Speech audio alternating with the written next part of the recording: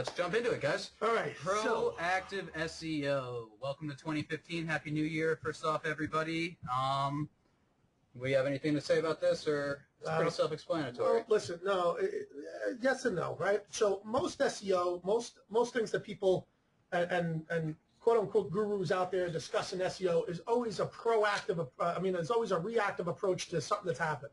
We got hit with this, Google just rolled out this, Google just rolled out that. We just got hit with, Penguin. We got hit with Panda. We got hit with, oh my gosh, there's a new Panda update. Well, you know what? We truly believe, we really truly don't even look at a lot of the updates that are going on out there because of the fact that we try to stay completely proactive to anything that's happening. So by staying proactive to anything that's happening and actually, like I said, going through patents, going through all this stuff, we can basically tell exactly what's going to happen. And actually, you guys are going to see some really, really cool things today that we discovered. And not to be like a spoiler, but search is changing, and it's going to change really soon. So we'll show you guys. Yep. We'll show you guys it's going to change. But let's jump through. All right. So next slide. So welcome to Seme Sy. Anybody who's new, there actually are a bunch of new people in here. So welcome to everyone. Happy New Year. Happy New Year. Happy New Year to you. Lishana Tova. Namaste. Okay. All right. Search shaker conflicts. Should be pretty much resolved, everybody. So this was an update posted by Andres just on December 27th, and a lot of you have seen the video that accompanied it as well. Just saying that, it's updated. It works. The latest version of Surfshaker, they squashed the bugs. They finally found them, and everything should be resolved. And yep, people are confirming that in the question module as well. Agreed, all Surfshaker conflicts are resolved. So that's great news. I know. Yeah, we hadn't updated on our side. We knew that obviously you guys know that they were constantly pushing out updates, which like really cool updates, different new things and everything else. But the problem is anytime you push out an update, you run the potential of a conflict. So just like the license manager. That's what happens. Perfect prime example. So with that said, a big thank you to Andres. Squashing bugs, especially squashing bug conflicts off of like a code base you didn't write yourself, and it's really, really difficult. It's not an easy process. I would know. I know a lot of you guys here know as well how difficult it is. So as a community as a whole, and especially just us representing Seme Sy, we're extremely grateful to Andres and the work he's put in, and I know the entire community appreciates it as well. So yeah, thank you, Andres. All right. So real quick, look at that. I didn't put a space between New Year's, so it's just New Year's. Right? Happy New Year's. All right. So no, that's what it sounds like when you're actually having fun on New Year's. Happy New Year. We should actually put the Y and the N together too. So all right. So you guys know that we're not firm believers in backlinks, okay? But there are a couple of niches when you're trying to hit a heavy hitting keyword. That you need a couple of backlinks. Very the end, okay? So just going to give you a couple of 3 little heavy-hitting backlinks that will not get you hurt, all right? We actually discussed a lot of this stuff. I was going back into the archives like months and months and months ago, and then people made some WSOs out of it. I guess, which was whatever, right? So long story short, all right, first of all, more is less. One second. Let's wait for the truck to... All right. Okay, go ahead. Okay.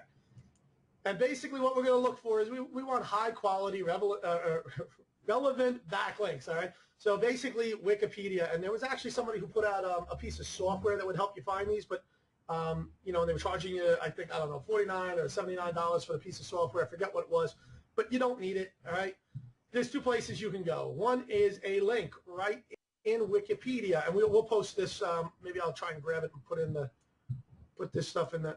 I want to go backwards. Get me backwards. Oh, no, you clicked, and then you clicked out. Okay, there we go. So, basically, Wikipedia actually has a page with all of the dead external backlinks. It just keeps track of all of them. So you can go right to that page, and it might give you a niche idea, whatever else, or something that you want to jump into. If not, a real quick Google operator of a site: wikipedia.org, space in text, quote, quote, dead link, end quote, space, your keyword. Actually, will bring you up any relevant articles on Wikipedia that have... You want to do an example? Yeah, let's do an example. All right. That's probably for the best. We'll jump out of here real quick. pull that out for convenience. Now, can I just throw in 2 cents? Yeah, absolutely. We'll take There was a WSO that came out recently that said that these links, these dead links, are hidden. And as Andrew just said, they're not. They're monitored. They're monitored actively. Well, the last thing Wikipedia actively. wants to do. So as soon as they become dead, they're good. So yeah, just be careful. I just want to make sure that you guys know that they're not dead to the world. They're monitored for their stability too. Car wash. Nice. There we go. Let's try SEO here. Why didn't it work, bud? Stop, baby. Plus in-text might have given the wrong. No, click on any result right there. Oh, there we go. Dead link. All right, so there's a dead link. So basically, Okay, so this was working. So basically how this works is very simple, guys. All right, what you want to do is you want to find Let's try car wash give me again. space. Yep. Space car wash. So we got turtle wax here. Scroll down. We got a dead link. Okay. So basically what you're going to want to do is you look at the number 3 on the page, right? The reference. You're going to go up to number 3. I'm pointing to the screen like you guys can freaking see me what I'm actually pointing at, right? So Turtle Wax, number 3 is talking about this. Turtle Wax is the largest automotive appearance products company in the world and distributes its parts in more than 90 countries. So what's the factual thing here is Turtle Wax is the largest automotive appearance products company and distributes its products in more than 90 countries. And that was from here, Business Standard Turtle Wax. But the link is dead. Oh no. It's just not, but the article's no longer there. Article's no longer there. Well, I guess we're done. There's nothing we could do here, right? Not so much. We actually have some tools to help us. So next slide here. archive.org-web. Some people know this as the Wayback Machine. And we could actually take a look to see if That article actually exists. So- Just grab the URL. Yep. We'll Copy it. take that copy link location and paste it here. And browse. And look, we actually have a hit. Alright, what did it have here? One snapshot from October 2nd. Nope, page not found, so let's go a little bit back further in history. It looks like we have some more hits in 2011. And we'll open these in 2 different tabs. Now they might be pulling this from a database in real time, in which case they're not going to be able to pull it out, even though it's cached. So this is not the best example, but... 2000, it said that it was found to be dead in 2008. Oh, it was dead in 2008. Okay. Pencil doesn't have it there right now, but But there is an alternative. Well, there's 2 alternatives actually. We could either look for a Google cached result. Should we do that first? So that would be the second step. We'd try to find a Google cached result. So we can copy the link location. Yeah, that's not going to work. I need to search for it. And let's see, is there anything from Business Standard? or do cached. Actually, it probably won't do the cache because of the fact that the cache is going to update itself. Yep. So we could do site : Business Standard and then do a search Plus for Turtle Wax. Exactly.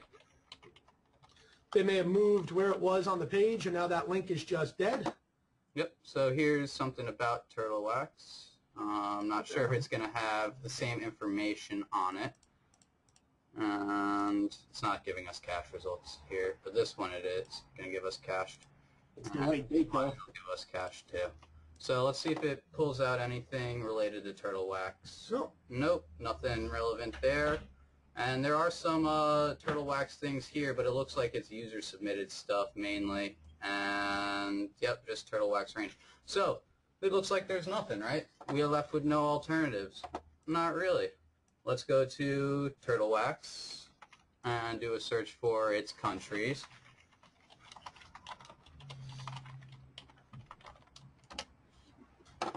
Alright, so we got Turtle Wax Europe and Turtle Wax Home, and I can guarantee you between these 2 sources here, we could compile enough information to write a semi-decent article about turtle wax, covering the points of it. More specifically, the points of the fact that Turtle Wax is the largest automotive appearance products company in the world that distributes its products to more than 90 countries.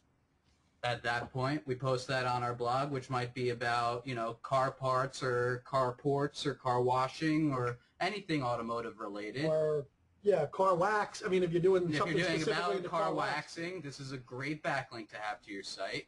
And think about how many car dealerships offer car waxing services, how many car washes offer car waxing services, how many gas stations have an automated washing machine. This thing's marketable all over the place. Yep. So this is a great backlink that you could use with an extremely relevant article, and also an extremely relevant to the group of cars themselves in automotive. So how would you go about adding this to Wikipedia?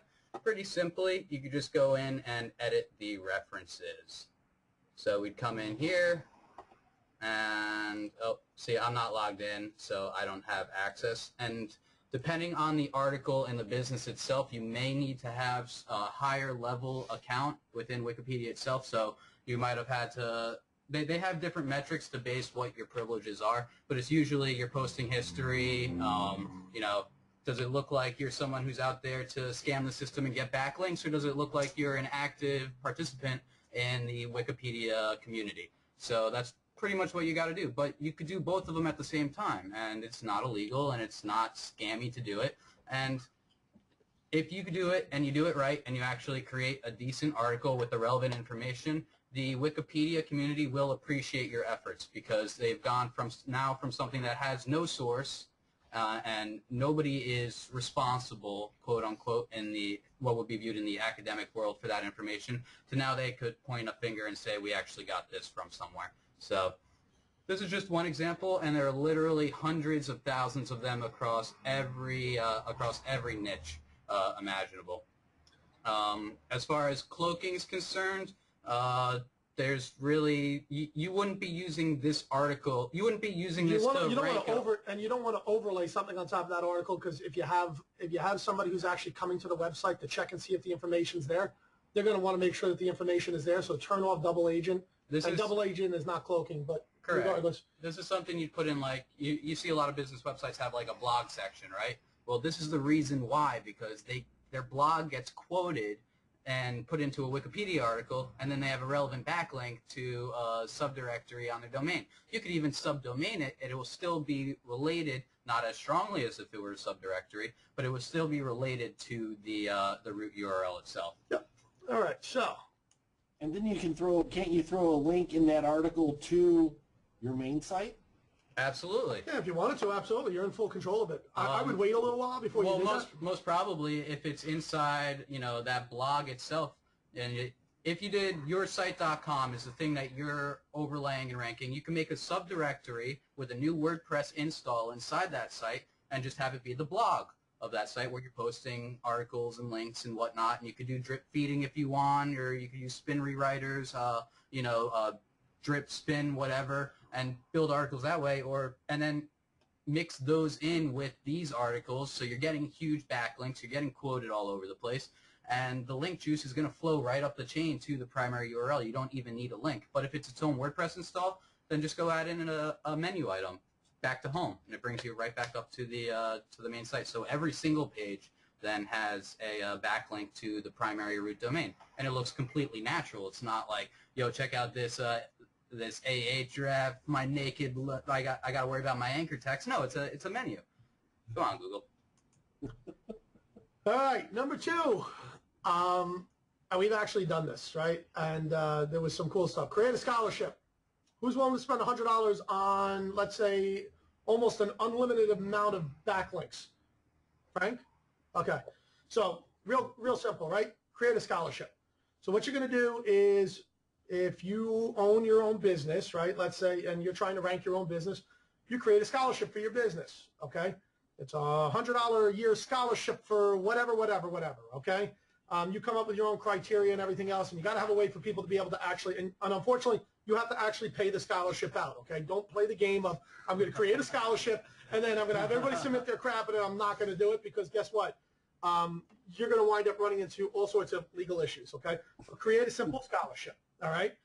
It's a fixed cost. It's, let's say you can make it for whatever you want, $100 or whatever else, okay?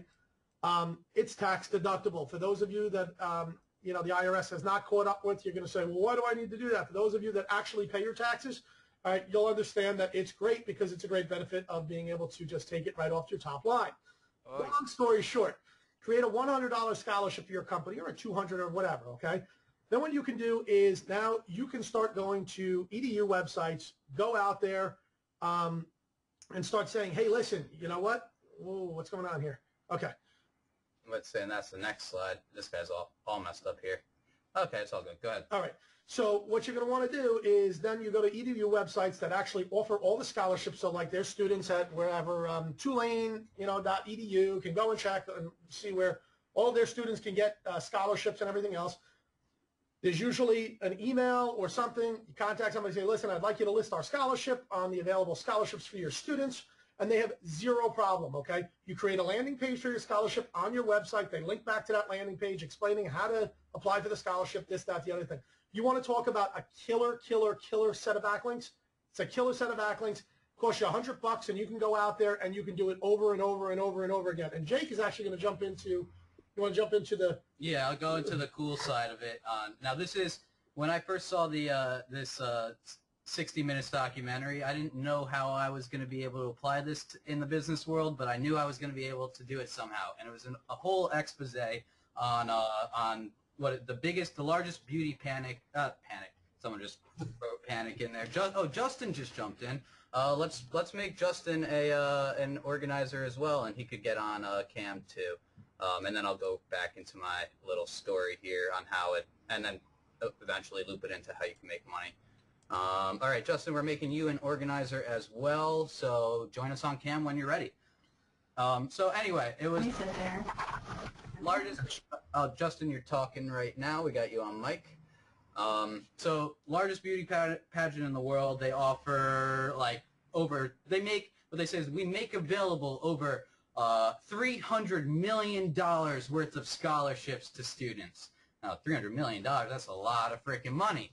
But they're only awarding 8 contestants the winners. So are they all like becoming multi-millionaire? I mean, the way they look, they deserve it, but they're not.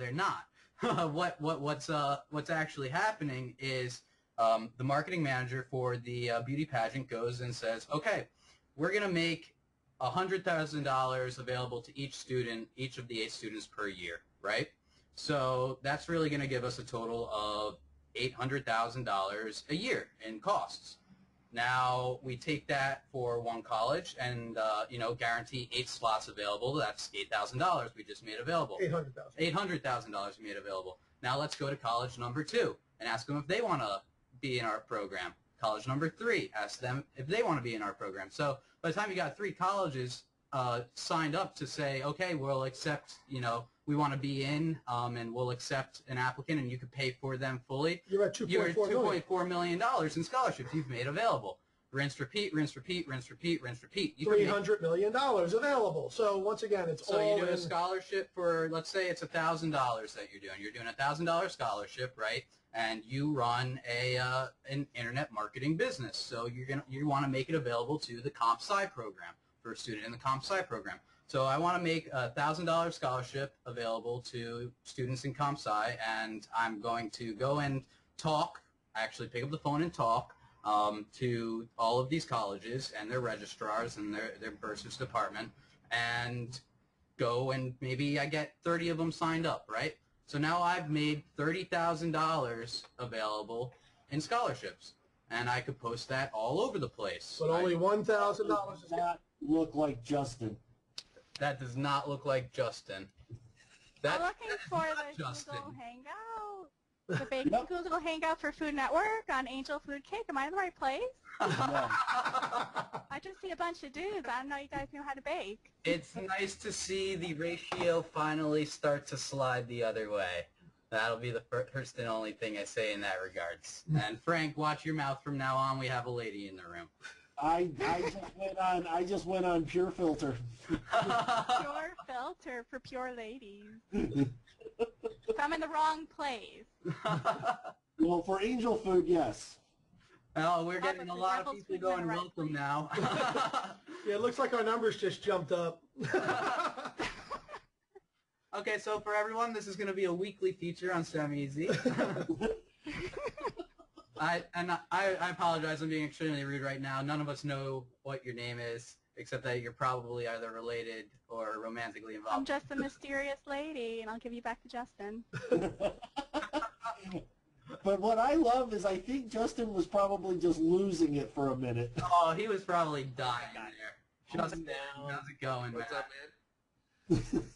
Justin, you looked better 30 seconds ago, my friend. Yeah. Yeah, we want the other Justin back. I want the other Justin back. You're too damn bad. You just got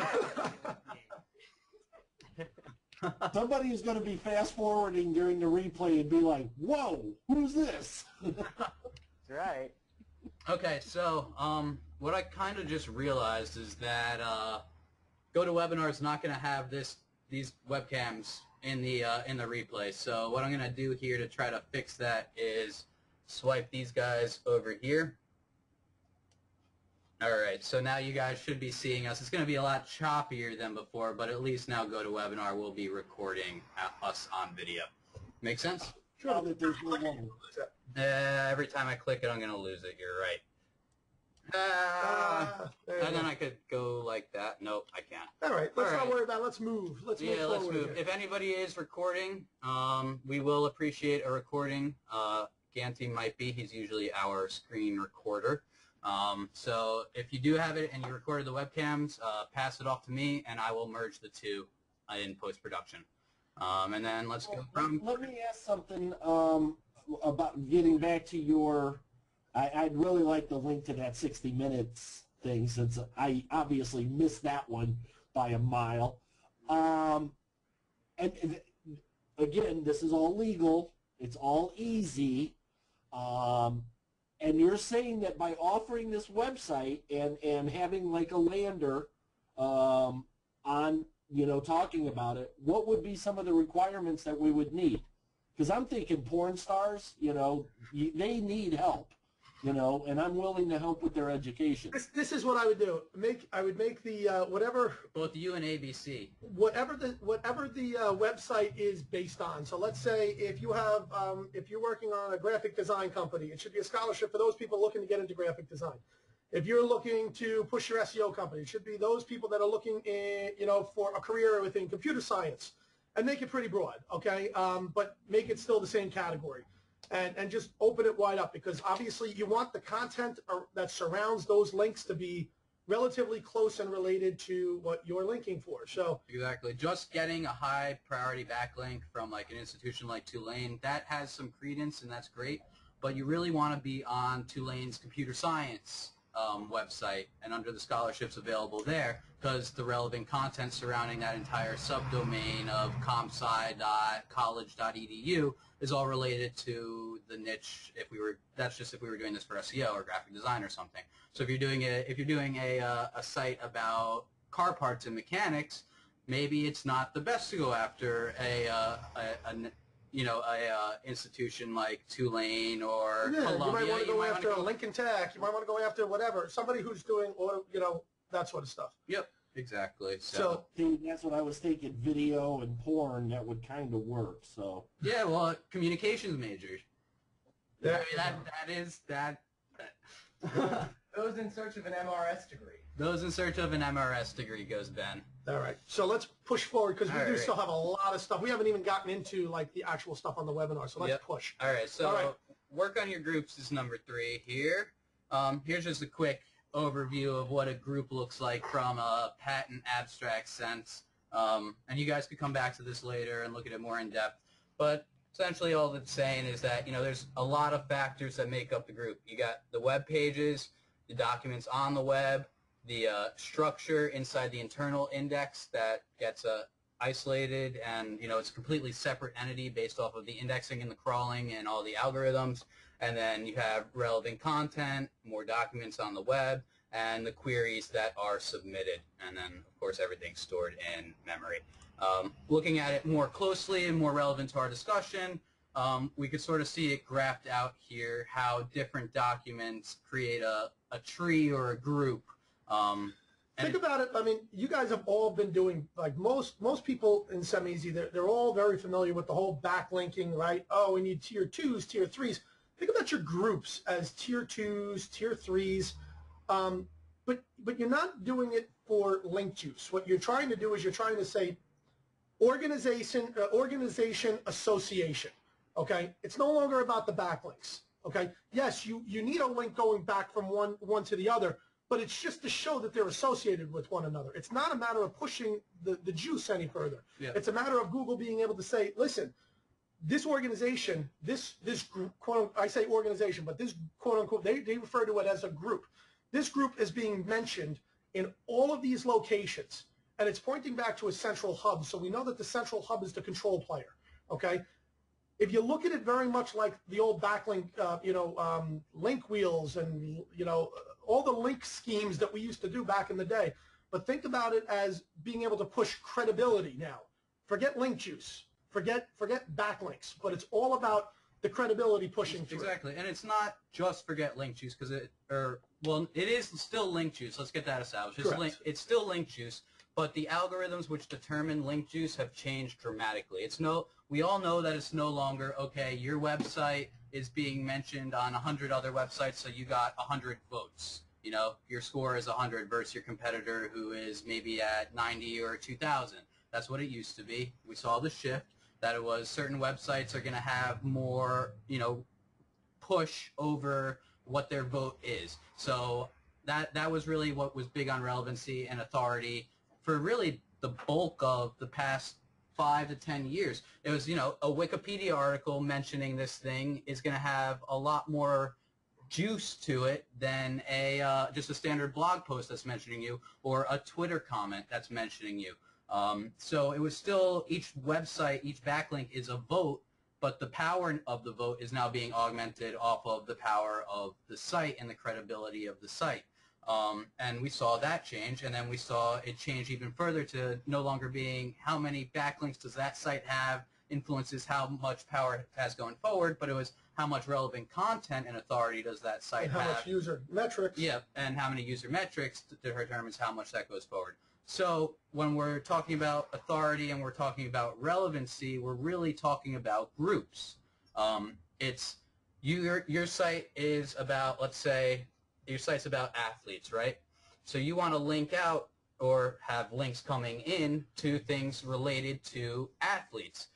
But you're not going to want to just link out to blog posts and have LinkedIn from random blog posts on random PBNs. You want to be linking out to those high authority places such as Facebook, Twitter, Wikipedia, these colleges, their associations. And then from there, it's not just like, okay, we're tallying them all up again, and it's not even like we're tallying them all up and basing the weight of that tally off of authority. No, now we're basing the weight of the tally off authority and relevancy and the total group value of that subnode itself. So imagine this is my website and these are my backlinks. It's all this stuff down here and over here and the relevancy therein, which determines how much juice this node is going to send back to my site. So it's not about really how many players. Imagine this is players a team, player 1, 2, 3. It's not like there are 3 different or 4 different websites pushing out. There's a site about this player, site about this player, site about this player, site about this player. They're all funneling into this site, which is funneling into this site, which is hitting my site. So there's a total of 1, 2, 3, 4 sites here. So that makes this thing worth 4 plus 1 plus 1. It doesn't work like that anymore. It now works like, okay, it's talking about these players on this team so that we know that this node here is hyper relevant to this specific team. Now, this player, or actually, this is the player of the team. These are going to be attributes associated to the player. So maybe past history, birth date, records, batting averages, whatever. All those different stats. Google's looking at them all now. They weren't before. But these don't need to be off-site references. These could be references within this internal document itself. So imagine now that this isn't, this right here, this athlete isn't your website. All right, your website's actually, let me get out a drawing tool because that'll make it a little bit easier here. Your website's actually floating out over here, right? And you're linking or getting linked to from a wiki page. Within that Wikipedia page, all this stuff is already done. It's got this done for you, and maybe it's got another node tree done for you. And this right here is what gives the Wikipedia page its authority. It's not about, well, we all know that Wikipedia is an authoritative site. It's a well-known information-based website. So, of course, it has inherent authority in that. And it's got inherent authority in the number of users that are coming to it. But it's all citation-based. Exactly. And it's all based off of the citation. So why Wikipedia is so powerful is because, yes, it has all of these mentioned, every single little attribute in the article. And Google sees all that. But it goes a step further to say, okay, this is citation 2. You can find out more information on this completely separate website over here, which also has a data model that represents the same information. So it gets confusing. I know that. They do this on purpose, but it's extremely, extremely important to know what the shift in relevancy and authority actually is. And in reference to this, we're going to explain why this is going to play such a huge role here. It was important to kind of lay this out as a foundation.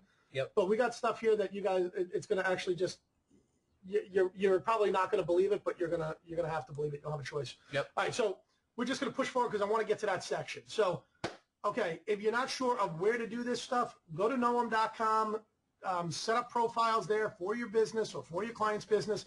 Make sure that the NAP, which we've discussed previously, you know, your name, your address, your phone number, all exactly the same. Put it exactly the same in each one of them, in each one of the profiles. Complete the profile to the best of your ability. You know, when they give you a graph and say 100% complete, then you know you're done. Yep. All right? And for, you know, you could pay Noam the $300 to have it done for you, which a lot of people do. Or Frank, I believe, one of the. No. No. The name, the NAP, just so you know, is now being switched to autocomplete. So DR period may start showing up on Google as Drive. However they determine they want to do it, it's starting to be auto-completed over. Yeah, we've actually found that, and we actually found it right within the patents. But just so you know, and there was a lot of discussion where people said, well, should I use DR if Google's showing it? The answer is, don't worry about what Google is showing. You keep yourself consistent throughout the entire process, and then Google will sort it out after the fact. They've already discussed that in their patents. As long as you're doing it the same all the time, Google can go, okay, we're going to go from .1 to .2 to .3 to .4 to .5. Don't worry about how they're actually showing it because they're going to show it, and that's going to change over time. Yep. As long as you're consistent, you don't have to worry about it. But, yeah, you're right. Yep. All right. All right. Moving on. So now that was just a little New Year's bonus. Now what we're going to actually do is we're going to jump into the real training, if you will. And there's actually 3 parts of our training today. We're going to be discussing. Let's see. Let me go over to my screen. Jump out here to see where we're at. Okay. So now I could drag us over for our conversation. All right. So we are going to be discussing. Let's see. Schema, patents, and the future of SEO are going to be the 3 things that we actually discuss. Yep. There's been, and I know that, you know, people talk about schema and they're like, oh yeah, schema, it's like that really foreign thing. Some people have been, you know, some people have really taken it to heart. But as we've said multiple times, if Google, Yahoo, and Bing, and Yandex, and there's a bunch of them, right, that have all jumped on board to support schema. If all of these guys are willing to support something, well, you better be too, because if you don't, I'm telling you, you're going to be left in the dust in 2015, okay? Schema just has done some crazy, crazy, crazy updates, and they've added just a ton of stuff into Schema, and I'm going to let Jake actually talk about that real fast. Yep, let me just minimize this window down here, and we'll keep Schema nice and big. All right, so I was on schema.org the other day because, you know, as I'm doing the SERP spike and we're finalizing it for the final push forward, we're not just done. It's not like, all right, everything's set, SERP spike works, and Right. have a good day, everyone. It's never done. We're constantly working on implementing upgrades and improvements, and something that caught my eye was an upgrade in schema. So I just was doing a quick search here, and I typed in local just to see, you know, there's always updates being pushed out. And I saw the standard ones like local business, store, service channel, organization, etc. And then I saw, you know, restaurant, brand, plumber, those have always been there, but then I saw HVAC business, and I was like, wait, that's kind of new, and we've actually had a lot of people do HVAC sites throughout the Source SERP spike program, the Source SERP spike program. Dry cleaning the laundry. And now we get even further. Contractor. Roofing contractors, travel agencies, auto parts store, food establishment. So how is that all tying in? These are your groups, guys. These are the data nodes that Google is using to be able to identify and evaluate the content on your website. And this is how they're establishing the primary view. What's the first thing they see when they hit your site? The source code. What's the first thing they do? They scan and parse the source code. And we have the patents here that actually say that when they're analyzing which group to stick it in, the very first thing they look at is metadata. Metadata is just another fancy word for schema. So, with all these different schemas, I'm not going to go through the entire list because there are tons of them. But, you know, radio station, hospital, toy store, ski resort, on and on and on. So for anyone who's building out a page manually or building out a page through SERP Shaker, these are things you're going to want to look at incorporating. I know these are things that we've been talking forever about doing a schema plugin, but we haven't, or not a plugin, I'm sorry, a schema extension, but now that schema is finally evolved to the point where it's large enough to have its own type of extension, I think it's actually worth it now for us to go forth and finalize our development. It used to be that, you know, schema was great because you could nail down one particular business. So, for instance, if you had a particular local business that you were looking to rank, schema worked like a charm. Okay. Because this is really all that was there. Because it was nailing it down to an exact thing, and it wanted to know, like, you know, specific things: phone number, address, business hours, what type of credit cards you accepted, all that sort of stuff. Yep. So here's an example. This should look familiar to everybody. You know, this company or beach wear and gift wear. Their website. Name of the company, a little blurb about the company, a little description, if you will. An address. An address. And a phone number. And then with schema micro data, it looks a little confusing, but all we're doing, we wrap it in a div, saying that this div is about a local business, and then we go in through and we declare our item properties for a local business. We've been through this in the past so many times, I'm not going to waste any more time on, you know, going through this example, but this was our limitation. You know, we had to have an exact specific place in order to do this. We need to fill out the minimum or the required attributes in order to be able to fulfill the obligation of Google to say, yes, you have enough of a completeness on this schema that we'll give it credit. Exactly. But now you no longer need to do that because of another bit of schema markup in here, which is directory listings, which you tie the two then together, and it's so freaking powerful, it's not even funny. So everybody here has basically been going after, you know, a business niche plus a location of, you know, country, state, county, city. We all know this, right? I mean, and we know that, you know, that is going to be, you know, that it basically directs Google to exactly where you want it to be. It does via the URL. It does via the content. It does via the site structure. But now, you want to pull one up? Sure. We'll do internet cafes. Internet cafes. All right. So it's going to want properties from that inherited from local business. Internet cafes near you. Public Wi-Fi locator. We're now taking on the role of the organization. We're no longer looking at our website as a series of blog posts. Rather, we're looking at our website as a information portal to the service that we are providing. Think about it as a franchisee site now, if you will. Okay, so like we're McDonald's and we have all of these locations all across the country. Yep. Versus just saying we have blog posts about each one of these different organizations, or this different topic in each one of these, state, county, and local regions. Yep, and then we could include the same map that we were doing before, wrap it with the has map, and then if we dig into the has map a little bit deeper, it comes from the map schema, and with the map schema, we could make a direct mention. One second here. It's nice to see Frank speechless every once in a while. Geo coordinates. So we see geo coordinates is part of the structured value of things. Everything we're doing is an intangible thing. We're providing a service. So our organization is not a tangible thing. It's the way we broadcast it, and we could go back up through the chain, but I think this is better covered in a more in-depth schema training now that schema has progressed to this level. But you could essentially broadcast your service as an intangible service, information service, while at the same time defining the geo coordinates or the KML area that each individual post on your website is, inherently part of. So you're no longer limited to the NAP, the name, address, place.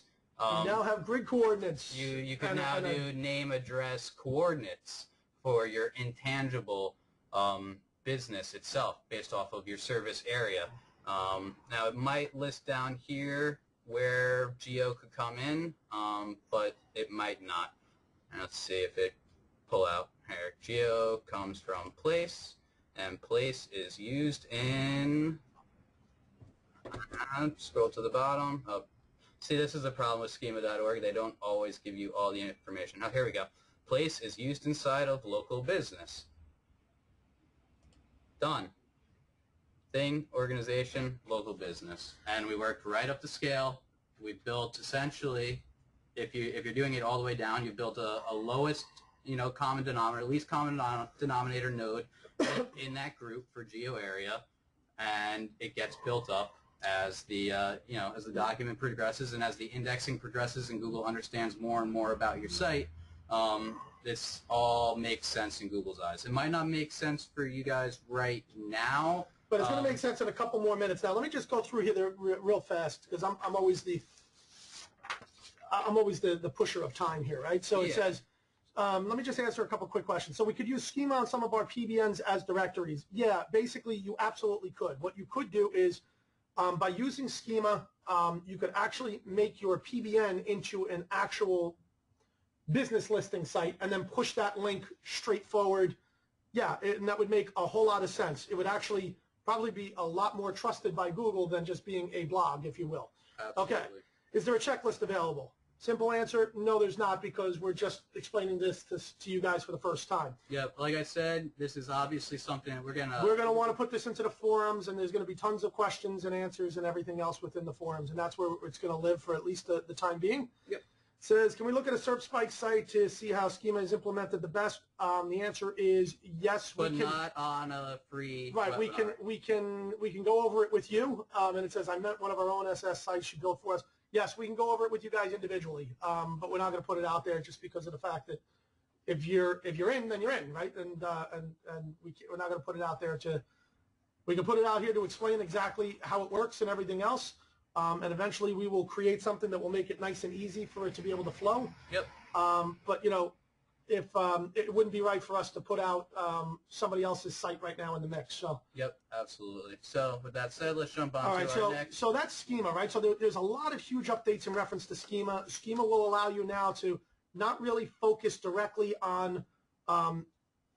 It used to focus you right down to one business. It has now opened up the realm to a lot more possibilities now and made things a little bit more vague, because people, I guess, they realized that not everybody fit into that little exact box that they wanted to paint. Now that they got the basics down, they're starting to expand it out, and that just started recently. I mean, I'm talking about recently. We're talking about the last couple of weeks type of recently. Yep. All All right, right. so on to the next thing, patents. I know. Oh, this is the biggie.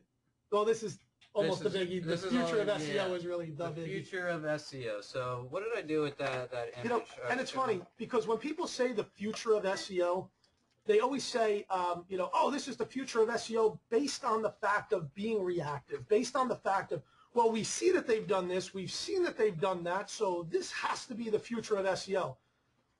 We actually were able to pull out stuff from Google that Google has not even implemented yet. Yeah, we know the future of SEO. Well, Here, I got it right here. hold on one second. Jay, can I show this real fast? Yeah, sure. This right here, and this really started a lot of. I'm looking at the wrong. I'm looking at the wrong camera here. Yeah. So this right here is a book, and what it is it's actually the quality. Yeah, this is the latest copy. It says it on the bottom of every page that it's confidential information, proprietary and confidential, Google Incorporated, copyright 2014. This was last published. This is version 5.0, published March 31st, 2014. So it's their most recent one, at least the most recent one that is leaked out. And it's their search quality rating program. Essentially, what they do is they have a bunch of people on staff that, and I would hate to have this job, that essentially you have to read and memorize everything in that book, and then your job is to sit in front of a computer all day. Start doing random searches. Yeah, start doing it. They say, here's a search term. We're going to set your device to be either in this area or in this country or whatever. Perform the search, and then for every single result that pops up, first you're going to rank the SERP itself. Does it, was what we Does it detected fit this as criteria? user. Does it fit this criteria? Is there a problem with this? Or is there a problem with this? Yeah. And then start to report back to those. And then were you looking for a local business? Did the Map 7 pack show up? Were you asking a question? Did the answer box show up? Did the answer box show up when you weren't asking a question? And those are the basic ones, and then it gets more in depth. Now click on the actual SERP results themselves, and now based off the guidelines in there, you have to rank and really do a manual review is what they're doing of the site. Here's the first metric, our as above the fold. Second metric, what's the visibility of this? Third metric, is this what they call a YMYL site, a your money, your life site? And if it is, then that branches out into a whole bunch of different questions. And what's really interesting when we went through this compared to the one we went through last time is from this guide they have removed any mention of cloaking, any mention of redirection, and they've removed any mention of like spam. They have spam directories in there, but they've changed their definition. And unrelated advertising and everything else because... And interstitial ads or interstitial or however the hell you pronounce that word. And Frank, we'll throw this out to you. We all spend a whole lot of time on YouTube, right? I don't think that I've watched any YouTube video recently where there hasn't been an ad. It used to be that ads used to pop in every so often. Now, every single video, there's an ad. Every single one. And it's usually completely non-related to what the actual, it's actually related probably more to the cookies on your computer and what you searched for previously, but it has nothing to do with the video that you're watching anymore. If you guys go to the New York Times, you go to the Washington Post, you go to any of these, you will actually see ads that will cover up the entire page, and it's not even just overlaying it. Yeah, we should move that one over. Yeah. Scoot it. Oh, no, it's not going to reach. Never mind. Okay. Never mind. You'll actually see ads that have absolutely zero, I'm talking zero, to do with what the content is anymore. And it's not even overlaying. You've got to click on something in order to bring you to the next page. So when people have said, oh, what should we say if one of our clients, is concerned about double agent, I'd say, well, I'd be, if the New York Times is doing this, then what we're doing is nothing compared to what they're doing. They're actually putting this entire ad in front of you, forcing you to click on something in order to move on to what you actually want to see, which is half the reason why Google pulled that right out of its quality rating, because of the fact that all of these big monster sites basically said, well, you know what, we're dying, we need advertising, and and they all just pushed forward and did it. And you know what? If they're going to try and take the New York Times or the Washington Post and make them poor quality because that's what they're doing, well, then Google's just shooting themselves in the foot because they're obviously not poor quality sites. they're the ones that are making the news right now, you know? Exactly. Plus, they're also, in the DoubleClick network, which is, really the funniest fucking thing. You look at DoubleClick, right? DoubleClick's owned by Google. It's just owned so by Google. We are, Some people might not know that, so I want to throw it out there. DoubleClick's owned by Google. They're making money. Google's making more money on top of it, and it's, all of these major publishers that are doing these landing page ads, they're all in the Google ad network. So Google does not want to remove the visitors that are viewing that site just because there's an overlay taking place, because they still want the New York Times to show up. They still want the article to show up because there's still advertisements that are being displayed. And even if they're not being clicked on, this is still... Guys, the amount of information that's out there right now about how Google cares more about their ad revenue than anything else right now, it's absolutely insane. Go ahead and go to Google Alerts, set up something for Google Inc., and just start watching every single article, or just go to Google News and start typing in every article in reference to Google and Google ad. I mean, you'll just see what's going on. Google cares more about their ad because, and I've said this a billion times, right? In 2007, I created the first syllabus for the SUNY schools in reference to SEO. And the first question I ask everybody is, what is Google? And if you guys want to type in we've already done this a billion times. You right? guys know what Google is the world's largest advertising agency. That's what they are. If they shut that down, you know what? Granted, they'll give some great results. They can't operate. They need the money from their ads to operate, period, the end. At the end of the day, they have to answer to one group of people. Who's the group of people? They're investors. They're investors. They're shareholders. Okay? They have now started to really take a lot of things out of their quality control. So the fact that they themselves don't fall into what they're telling their quality control people, you can't do. Okay? Because YouTube, based on their old quality control, YouTube would actually fall right in under, no, this is a direct violation of our quality search guidelines. So they had to change their quality search guidelines. Yep. Now, with that said, I don't know, can we break from that for a minute? We can. Actually, no, I don't want to break from patents yet. Okay. Let's continue. Okay. Well, now, actually, this will be a perfect segue, and we'll go to this yeah, and then to that. Yeah, absolutely. So what else was in patents before this? Oh, well, we had the part about Frank not being so crazy. Okay, yes. We actually spoke to Frank earlier, and if you guys watch the SEO show, Frank wears the tinfoil hat every so often, and he goes, oh, my God, Google's listening to me. I was talking to my brother-in-law, and he said something in the room where my computer was, and next thing I know, I'm getting teed up with ads, and holy shit, the NSA and Google are monitoring everything I do because I have an Android phone now. Right, and holy shit, dude. So we told Frank to rub himself in cocoa butter oil, and that didn't work. And then we told him to put on a little tinfoil hat. And we said that the reason why the tinfoil hat isn't working is because it's not grounded. So then we put paper clips all the way down to the ground, and then we had Frank do that for a little while. And we just keep fucking with Frank. But we come to find out that maybe Frank's not so crazy after all. Got your Chromebook? So here, this actually happened to us in a meeting not that long ago, and it was kind of fucked up. We had clients sitting there. I had my Chromebook, and I love Chrome. I love the Chromebooks. They're absolutely awesome. But they're absolutely like Google's #1 way to like obviously figure out everything that you're doing. Okay, so here, Frank, why don't you do it, and let's just see if it grabs it through the mic. You want me to ask a whole question or just the beginning? Yeah, go ahead. Ask a question. Okay, Google. Hold on. Wait a second. Are you clicked in? Make sure you're clicked on the... I'll do it myself. It might be a little muffled. Okay, Google. Frank Schwartz is a god.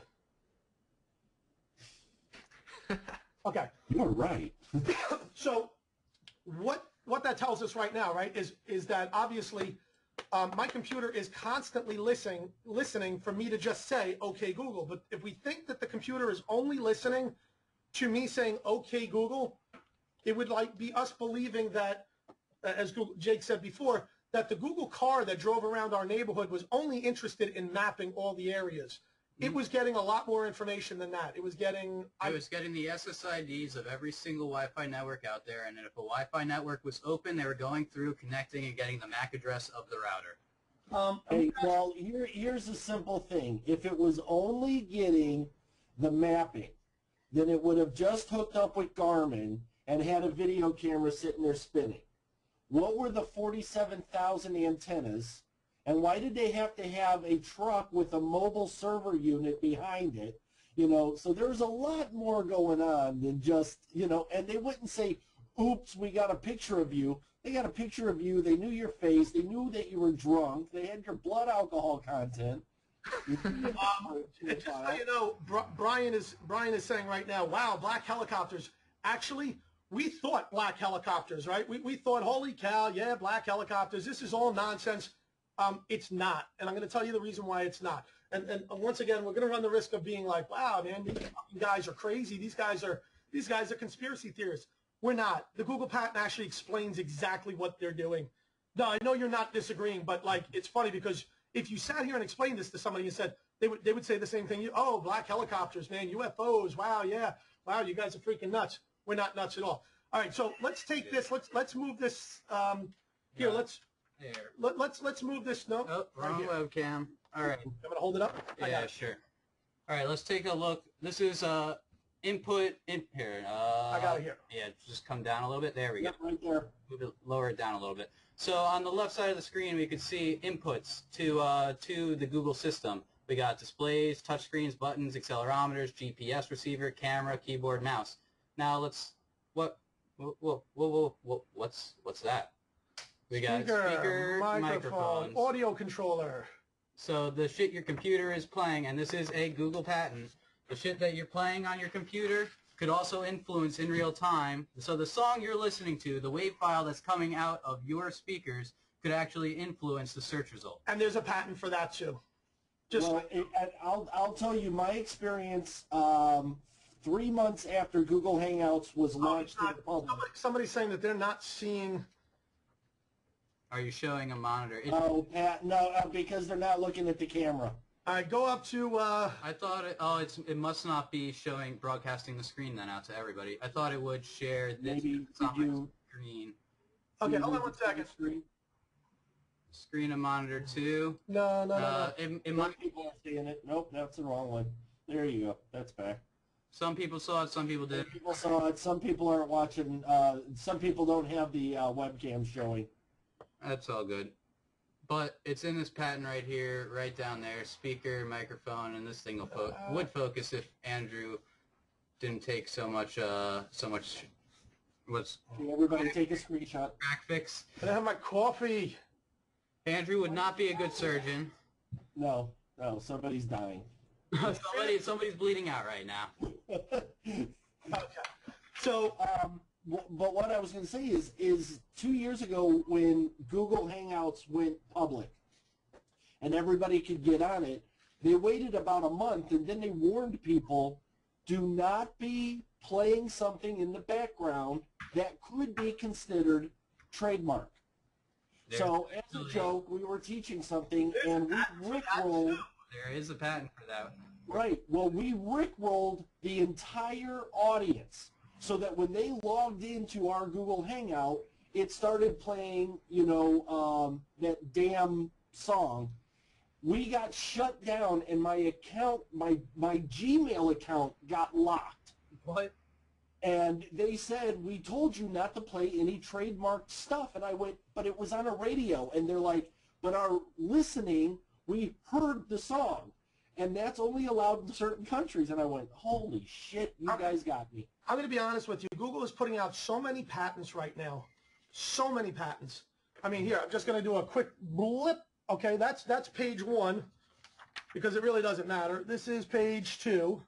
Okay, this is page 3. Okay, these are the ones that we have. Hold on one second. That we have printed out. They have hundreds more, but these are the ones we isolated as relevant to search. SEO. All right, they have ones in reference to mobile cars and cars driving themselves, and obviously we know that Google's working on all of that.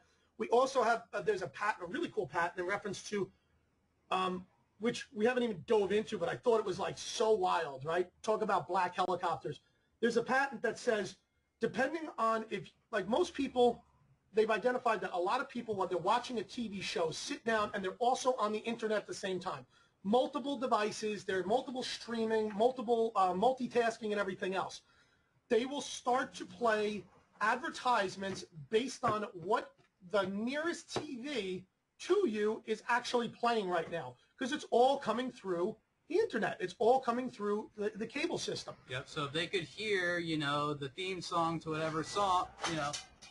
Oh, we're on air right now. My dad just walked in. It's actually his first time in the office.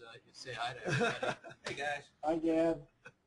So, yeah, so, you know, if they could identify the theme song that's playing, then they could look at the TV listings and they'll know exactly what channel you're on. They knew who their ad partners are. They know the ads that are coming up next in the stream. And while you're on your multiple devices, you see or maybe it might be an advertisement in the ad section of the broadcast, or it might be some subverted product placement that is being then further tied into their AdWords campaign. So it's, you know, it's sneaky on all levels. Okay. Now, with that being said, you guys know that we were one of the first adopters of the whole, you know, and we've had a lot of people that have jumped on the bandwagon since, right?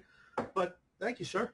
But, you know, the fact, actually, I'm going to let Jake actually jump into it. So, you know, way back when, like 2.5, 3 years ago, Andrew was making some posts back on Infinitum about, you know, the power of using this latent semantic search phrases, but using geolocation as the modifier to actually take a broad term and make it an LSI. Because the competition is inherently lower. We all know that. Because people don't have the ability and the resources to be able to build out a landing page like we all do right now, right?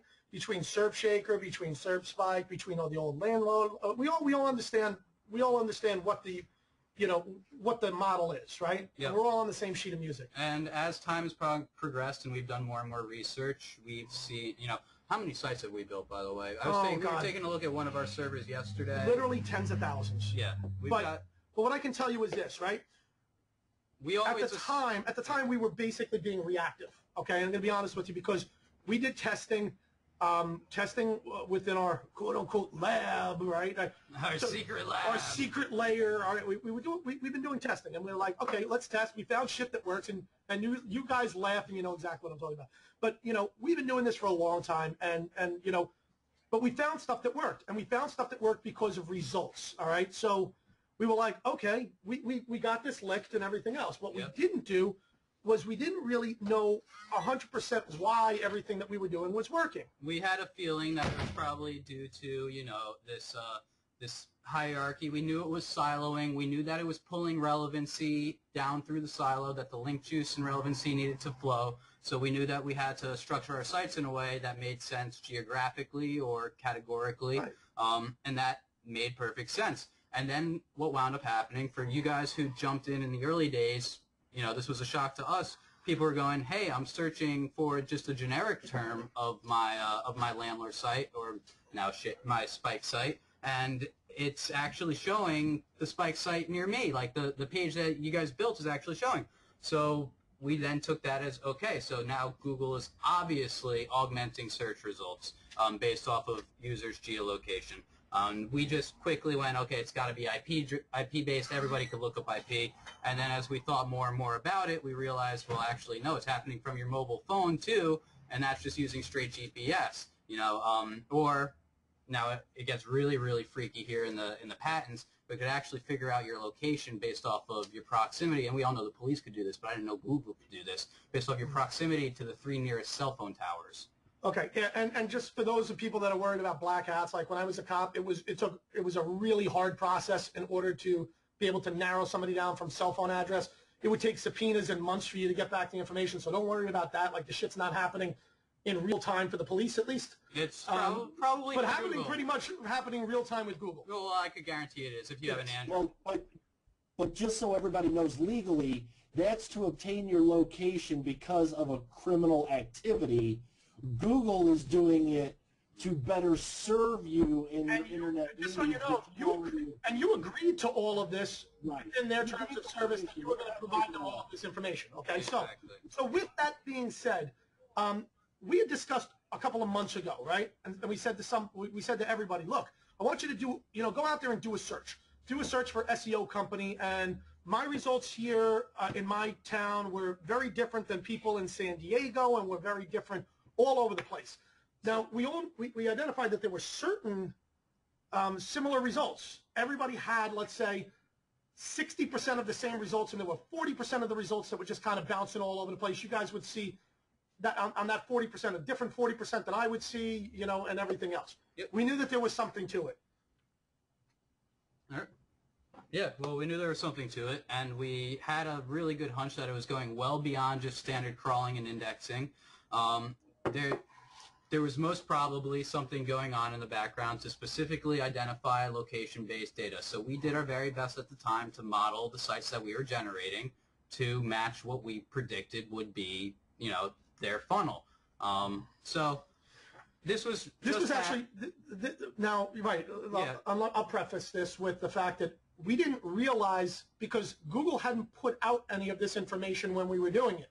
So it wasn't like we missed something. We were just well ahead. I mean, I'm talking about 2 to 3 years. Yeah. 2 to 3 years ahead of the curve, because we were being reactive in reference to our trial and error, and the results that we were seeing based on our trial and error. And then making hypotheses off of those results, and then testing further to verify scientific model type of testing. But now Google recently puts out a patent. Yep, and I'm just going to Actually, it's not even a patent. No, wrong camera. Yeah, wrong camera. I keep putting it up. I got an Oculus Rift here, and it's got its own little camera thingy, so it could track my head movement. I keep looking at that like that's the camera. So if I keep looking off to the side, it's just because that's the screen that we're on. Okay, yeah. So all right. Okay, I'll try. No, I got it. You got it? Yeah. All right. So this is one of the new. It's not even a patent. It's an application for the patent of stuff that they're already using. Now here, check this out. So first step is identify country associated with document. Step 2, identify state associated with document. Step 3, identify county associated with document. Step 4, identify city associated with document. So now the question came into, all right, well, you know what? We've got the URL structure down, and we've got the whole silo down. There's obviously other things that are triggering it. So guess what? We go right back and we go, okay, let's dig in a little bit further. So we start digging in, and we realized a lot of really wild information. Yep. We now know pretty much exactly where all of this stuff is coming from. Further, because this was an application and not the finalized patent itself, they included, at least in this model, or no, it wasn't this one, it was the one after it, they actually put in the actual algorithm, which determines, and Frank's head just goes down, and that's the reason that we're doing this right now on GoToWebinar and not on Google Hangouts. Is because we actually have the algorithm which determines the relevancy for an individual document. And document could be anything that you could access by its own URL, or a group of web pages in and of itself. We actually have the patent on how those are ranked and how they determine, based off of that 40%, which is going to be on the top and which is going to be on the bottom. So basically, okay, let's say if you type in SEO company, okay? And now you guys got to understand something, okay? We like to put things out as we find stuff. So people are going to start asking a shitload of questions, and we may not have the answers for everything right this second, all right? Because we're not going to wait a year down the road in order to get you, oh, this is, but I can tell you this. Okay, so this is here in New York, okay? You do a search for SEO company, and you're going to see mainstreethost.com. The next one now, and that is what they call a recital or a national result. We know this because we've done searches all over God's creation. You're going to see this next one here. Can you guys see this on our screen? You can, correct? Great. Okay. So the next one is Giant Owl. Yep, you see the browser in the lower half. That's what we want you to see. The next one is Qualified Impressions. The next one is SEO company and Radical 360. And no, it says a New York City SEO company. The next one is Forbes. Okay, the next one is a Long Island SEO company. Okay, now just let's do this real fast. We're gonna switch this up here. Okay, and I used to use this shit all the time, but let's just do San Diego CA. Oh no, that's not gonna work. Hold on, because if you just it does. Okay. Sometimes if you just click enter and you don't click set, it doesn't take it. All right, so now let's look at the same result. We didn't even actually change the result. We just changed the area. We got a 7-pack before the actual SERP results themselves, and this is because, you know, San Diego is flooded with local businesses and business websites that do this type of service. You're now approaching, you know, the Silicon Valley type area, and because of the high predominance of these businesses there, we've decided, you know, Google, that it's, you know, there's so many, there's a ton of metrics which determine user intent and what to display and what to show based off user intent. But here they're going, all right, so the user intent is for a company. Let's see if there's any local companies. If there are no local companies in the map listing, then we're not showing a map listing at all. Let's now go on and see if there are local actual results versus national results. And then based off the averages of the metrics there, we just determine whether it's going to be a 40-60 split or a 20-80 split. But here, what actually happened is there are so many companies that do SEO in this one area that it's not only going to be a 7-pack instead of a 4-pack, but it's going to come on top of all the other results. So the priority and preference have been set that way. But now we'll switch back here, SEO company, there's no local listing. So you're going to say, obviously, it's the same search, 2 different locations, okay? And what you're seeing is there is no geo-targeted word to this, right? It's just SEO company. We're not doing SEO company San Diego or whatever else, or SEO company stuff. We're not doing any of that stuff, okay? We're just using main keyword. Now, what it's doing is, once again, there is a local result, and then there is a recital result or a national result, okay? Yeah, so we see Main Street host. So you can see Main Street host, and once again, here you see Main Street host. It's a national result, okay? On this particular SERP, you got this one that looks like it's a local. Yep. It actually looks like a... No, this is a local, San Diego. Yep. Okay. This one here is also a local. This 39 degrees Celsius is also a local. This one is also a local. I can see the sand. Okay, I see Forbes right here. Let's see, I'll show you that in a second, Brian. I mean, Blue Coyote. Hang on one second. So here, 4 tips for hiring the right SEO firm is Forbes. Now let's switch back over here, and we're going to see same thing here. So that's a national result versus the local. All right, we see a Yelp, which is obviously local. Another Yelp, local. Qualified impressions. I think qualified impressions was here. Qualified impressions. So that's a national. So, but what happens is it doesn't naturally split up and say, okay, this particular search result is 60% national. This, I mean, it doesn't say on a long term, on a main keyword, it's going to be a 60-40 split. It's all going to depend on users. It's all going to depend on area. It's all going to depend on what's actually in the SERP results. So there's a lot of really, it's wide open. So you know what? Think about this, right? Think about right now, every other guru out there is saying to you, go out and rank for SEO company. Go out there and build links for SEO company, SEO company, SEO company, SEO company. Okay? Our attitude is, think about it backwards. If you can show up in every location and you don't need to put a modifier on those keywords, but you're going to show up in the SERP results for that national keyword, and plus, if somebody puts in the modifier of the local keyword, do you not own the SERPs? You own everything. Yep. You own everything. This is what you're trying to say is you think the smart play is to do like Main Street host. No. To be everywhere. Nope. What? No. No. National and local? Because they're showing up for both. No, now you're going to have to compete with Main Street Host, 180 Fusion, every single major national player, and then you're going to be competing with all the local guys now as well for just the broad-based term. Come in, cut their nuts off, and rank as one of those regional results, And believe it or not, you're flying under the radar, but you got to be able to squeeze. do it on a mass level. Exactly. You're able to squeeze into that section. So it used to be it would just be Main Street Host and 180 Fusion and companies like that.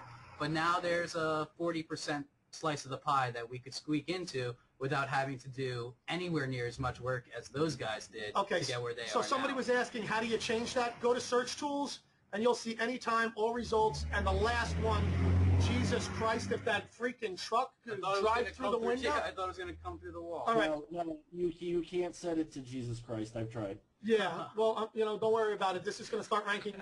This webinar will start ranking for religious terms as well after this is all said and done, right?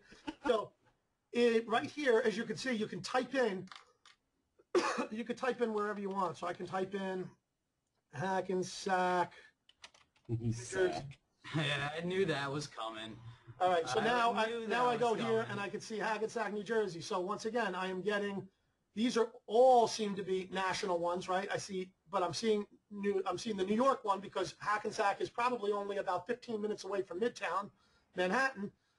You've got Giant Bowl, which is regional. You got Main Host, which is national. You got another national. You got another national, which we've seen. You've got another national. You've got another local. You've got another local down here. Okay. Well, those nationals have beat the shit out of getting links and placement for years. Absolutely. Bright Edge is one of the world's largest SEO companies. They're actually the ones that's resold their technology and software to all the high-tier SEO companies. I could almost guarantee you that Main Street Host is using a white-label solution provided by Bright Edge. I could say that with 99% certainty, having never even looked at their website before. Okay, so basically, let's go back to this for a quick second, okay? You can do one of two things. You can try and out-backlink them, okay? Which is great if you're looking to get penalized really fast, because we all know that like Google is like really only looking at backlinks right now and looking to hammer the shit out of backlinks. So if you want, try and out-backlink them. Try and outspend them on the amount of money it costs them to get those backlinks. Yep, keep going. Go ahead and do it. It would be the same thing as if you had companies that, you're trying to compete with and they've got ads everywhere and you got to outspend everybody, okay? Sometimes you just can't. They're too far ahead of the curve. I'm trying to play a video here and the ad is, all right, keep going. I'm just going to lower the volume on my side real quick. Yeah, because once again, the quality control, right, is that we're trying to show a video on something, but yet they're showing an ad for an Alfa Romeo, which means that Jake was probably looking for an Alfa Romeo at some period of time and he didn't tell me about it. It was going to be your birthday present, Andrew. Well, and that was one thing, is a question came through and they were like, we'll use private browsing. And I just want to let everybody know, my experience is nobody uses private browsing. Says is we're not going to record from this minute on what you're searching for, but it does say that they're going to use your previous histories, cookies, and everything else. Oh, I know that if I don't clear everything out, even on my private searches, it's still showing up all of my history that I did in my private. All right, so the perfect example of that was I was checking out, source code of our spike sites, making sure everything was good, and I look at the map, and I see that there's a little section of JavaScript that's been appended, and it says Jake blank. It lists my personal email address. It lists a bunch of phrases that I've recently searched for. I'm going, holy crap, did I accidentally on everybody's site put in a personal identifier and this is just going to be a big footprint and I fucked up real fucking bad. I must have been drunk or something when I did that. But then I went to another house. Yeah, that's in the house. I went to another computer. I opened up a private tab. I was getting the same exact result. Went to another computer, another IP address, and it wasn't there at all. So Google is looking. If you're using Google Maps API, it's the same thing as putting analytics on your site. Don't fool yourself. If you're putting AdWords on your site, it's the same thing as using Google Analytics. Don't fool yourself. All right. So anytime you tie Google back to your site, you're giving them the keys to the castle, guys. There are different degrees to which they collect data in those avenues. So we still highly do not recommend putting analytics on your websites because we all know analytics is tied directly to penalization. that's been shown hundreds of times. How many websites have we built? We already said like tens of thousands. You know how many we've had penalized, like directly, manually review penalized? No idea. How many have dropped out of the index 100%? Probably about 75, I'd say. Yeah, So, well, we got, because somebody put analytics on one of the sites and it took down everything that was on that box. But it wasn't until analytics went on the site that it dropped completely out of the index. But even with that said, assume that 75 sites went down off of a network of 100,000 or 10,000 or 5,000. It's probably closer. We built probably close to 10 to 12 by the time we're done. Which model are you talking about? I'm talking cumulatively. Cumulatively. So say somewhere around 10,000 and 75 get knocked down. I'll take those odds any day. Absolutely. Versus the small section of 300 sites that were on that one server when AdSense got added, and Analytics. Analytics got added, and we lost 50 sites from that one box. Yeah, I'll take those odds any day. Still okay to put analytics on money site? Yeah, no problem. Yep. I mean, if you're doing it for a client, you gotta put analytics. They're gonna want something, but don't put it on the sites that are funneling to it. That's all. Yep. All right. Well, yeah, and if it's a client thing, then you can set up analytics under different names, addresses, and shit, so you can monitor. Absolutely. But don't put your personal shit on a site and then point it towards something and go, well, why the hell did they kill my AdSense and now my sites are gone? And yeah, it's not Bluehost's fault that you screwed up. Hey, and Steve is asking, when we want to rank a local business, what should the niche term be?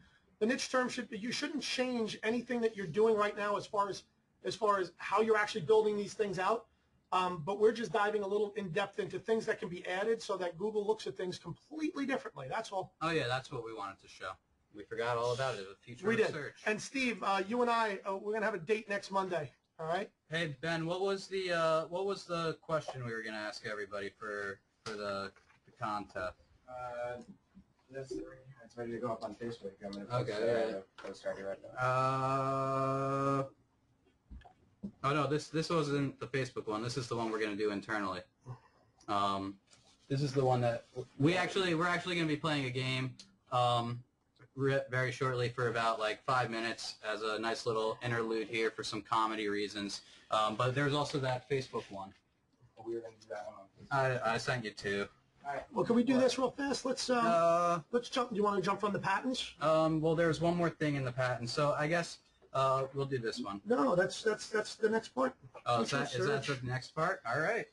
All right. You're beating me all around. I'm going to beat you all up now. This is the problem. I'm going to click on this, and everything's it's fine. I can bring it back. I know how to. Okay. So, which brings us to this, right? We've looked through a bunch of the patents, and trust me, we still have so much more to go because they intertwine with one another over and over and over again. Yep, keep going. And what we wanted to show you was within one of the patents applications that we've seen, everybody always says, oh, search is going to change, search is going to change.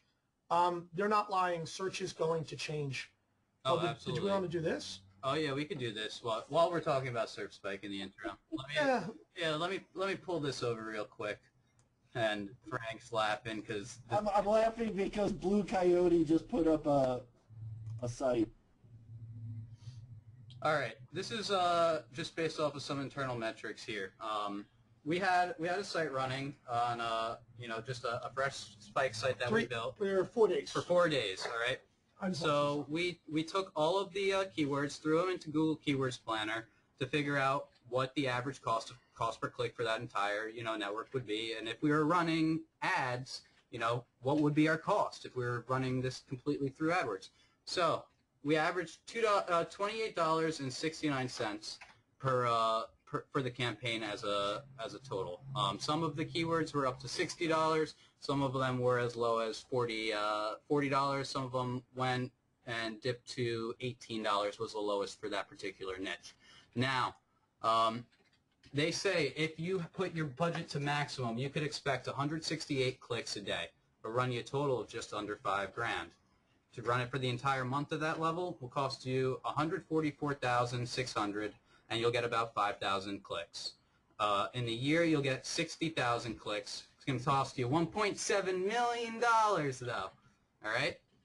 Now, this is where it gets really, really interesting, and why Andrew, you know, like sometimes, every once in a while, somebody doesn't see the true value of a spike site, and they get a little antsy. And you know, Andrew and I always look at like what more do you guys want from us? You know, let me unhide these here. Unhide. Oh, that did not do it. Unhide.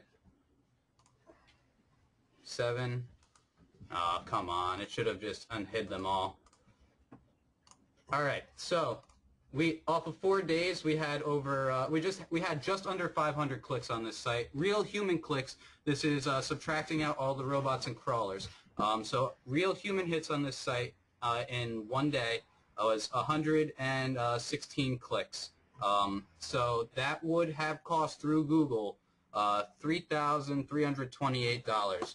What does it cost to the end user on SurfSpike? If you were to take the entire $500 cost for that 50 spike site and apply that to the year, remember, as long as you're in the system, you have it for life, it only costs you $1.39. So over the course of the year, we could expect, based off of these metrics, and this isn't even including a full index count, so it's not even ranking in all the positions in all the places yet. We expected, you know, per month, 3,480. It would have cost 100 grand on Google. Here, the cost per month is $42. 500 divided by 12. You want to take it for the year? If we extrapolate the data out that far, we could expect, without taking into account that spike, only 40,760 clicks in that year. On Google, that would cost $1.2 million.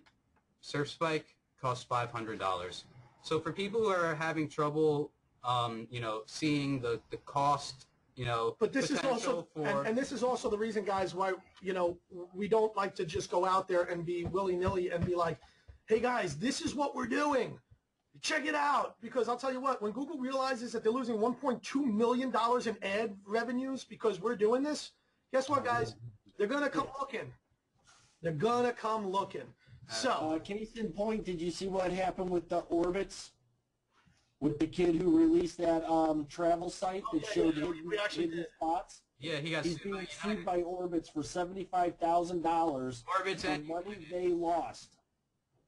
Even though they didn't lose anything, they're saying, we lost money because you showed something cool. Well, I can imagine Google's going to come after your ass for $1.2 million. Absolutely. Yeah, 7,500 versus 1.2 million, or 75,000. And I could guarantee you that kid is 110% in the right. And if he had enough money, he would win the lawsuit. But they're going to cripple him financially. Well, and that's the first thing he did when he got the lawsuit is he put up a thing and said, "Please send me $1." Yep. God, I can't fight this. And he did nothing wrong. No affiliates, no ads, no nothing. Yeah, he wasn't even trying. Yeah, he wasn't even trying to get affiliate commission off of it. It was just, you know, here's a tool so you could find cheaper tickets. That's it. You know, so yeah, so the value of, you know, a SurfSpike, and no, it's not dog training ClickBank products, you know, that you're making $1.2 million off of, or I've got $1.2 million worth of advertising for you in sales, and the owner's going to shit himself when he realizes that. Not to mention that, but now you're no longer competing with thousands of other companies for a slot on the side that only gets 6% of users' attention anyway. And not only that, but we're knocking your customers out of your competition, I should say, out of organic results. And not only that, with the rise of ad blockers and everything else, you know, keep spending our money on ads, please. Yeah, with click fraud at an all-time high of 54% confirmed by Google, you know, keep wasting the money. That means for every dollar you spend, 50 cents is going straight into the pockets of a robot. You know. Let's see. You may understand how to. Let's see. This is saying you may understand how to do those figures using SurfSpike because you know it inside and out. Myself, on the other hand, I have no idea. So we can do a training and we can show you most of this. Yeah, no problem. We've talked about it. We're going to do a SurfSpike training. What are you using to manage all the SurfSpike sites? Oh, we got multiple things managing them. I mean, we got DigitalOcean is managing the servers. We got Cloudflare managing the DNS and the caching. Well, I think maybe they're asking, what are you using to monitor your account? Like, what would I use to monitor all of these? Oh, you could use Cloudflare. If you use it if on your Shaker site, if you're putting it through Cloudflare, you could get these analytics and you can narrow them down to domain. There's no reason. Would I be able to find a ranking? No. No, not for rankings. Unless you want to spend tens of thousands of dollars on trying to figure out what your rankings are, but no. Yeah, and there's some. I know there was a not, it wasn't a WSO, it was a JVZoo product for tracking, and then there's, I believe it's probably just a repackaged version of the same exact software that's available on Code Canyon for much cheaper. It allows you to install it on your own server, and you have your own rank tracker and stuff, but it's What's my rank? what's my rank exactly. So you could try. Don't use it. It kills your server Yeah, if you're on shared hosting. Exactly. All right, so let's just move here. And somebody's saying when they were asking, you might know Serve Spike inside and out. And then they said, what training? I said, if we need training, we can create that. That's not a problem. We don't have it yet, but if we want it, we can set up a training date and we'll jump into it and show you how to sell it. Yep, and the question's coming through, will those Cloudflare numbers be available to us with Spike sites? It's only going to be available to those at the tier that qualifies for individualized name servers. So it's not at the basic tier. I can tell you that straight up. I'm not sure if we're doing that at the gold tier, and it's definitely at the platinum tier. Yep. Well, listen, the future of SEO, right. and this is really something that I think is extremely important for you guys to see because, you know, everybody says the search is going to change. Search is going to change. Well, guess what? This is what it's going to change to. This is what it's going to be. This is the proposal for new search. Now, it's a little shaky, so you might not be able to see it, but that was... I got it. Let me... double hand that. There we go. All right, so it's no longer... This is the old model of a search result, just for reference sake, right here, right? That's an old search model. You got your query, search, and then your SERP, right? So out with the old, in with the new. Now, you guys are used to seeing the carousel when you type in like restaurants and stuff like that. Oh, we just lost Frank. Or you do a Google image search and you're used to seeing a result page sort of like this. But this is what's going to be predominantly used across all different queries and simply based off user intent alone. Now, you can see here that this Thriller Films was Okay, you know what? Do me a favor. Somebody's saying that they can't see. No one Can't can see it? All right. We could take this out and post the image there. I'm just not sure where it is. But you want to talk through it a little bit, and I'll grab it out? So basically, guys, what's going to happen is Google realizes that obviously image search is really popular because people are visual, less readers. Jake's just going to pull up the image here real fast. Yep. New tab. So basically, what's happening is that the SERP result is going to change, but the SERP result, it's not just the look of the SERP result that's changing, it's how the search result in total is going to change. It's what it's looking for is it's looking, let me see if we can, I almost got it. hold on one second. It'll be easier when we have it up here and you guys can see it. I think I might have went too far deep here. Yeah. There it is. Oh. Back one. There. No. Back two. Oh, no, that's the old one. That's figure Keep going. 5, figure 4. There we go. There we go. Original image. Okay. And I could just save image. Save it to the desktop. You want to talk through this so I'm not Yeah, talking out loud? so basically, guys, what's happening here is that not only the SERP results are going to change what they look like, but Google is actually going through a huge undertaking right now of how its queries are actually being shown. And when I say how it's being shown, it's a matter of how how they're actually indexing all of their information and where they're going to.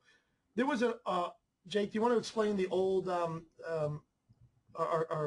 wolf friend? Our old wolf friend? Our old wolf friend? What's, not sure what you're talking about. I'm sure I will once you say a little Oh, bit more. no.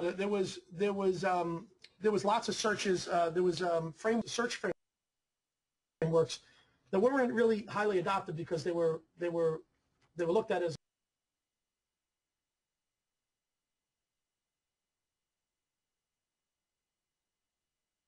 like, who's going to use this? Oh, yeah. Okay, so Wolfram Alpha, that's what you're talking about. Do you guys remember Wolfram Alpha? Anybody ever hear of it before? Give it a second. I know we're on a delay here. Byron, have you heard of Wolfram Alpha? I have not, no. No? Okay, so Wolfram Alpha was like the knowledge graph of search, and it came back, it came out a few years ago, and people really didn't adopt it as strongly as the creators and founders would have. Do you know what I'm talking about, Frank? No? Oh, Frank, your sound's gone. It was what? Oh. All right, we're back. Yeah, just delayed. There's an AV delay. We'll work through it. But you know it, Al. I'm just fucking with you. Yeah, I heard of it. I don't know enough about it, though. I just remember this is old school, though, right? All right, Yeah. so Wolfram Alpha. Let's, I use this to get through calculus. But let's say, what was the weather in New York City on Derek Jeter's birthday? Right?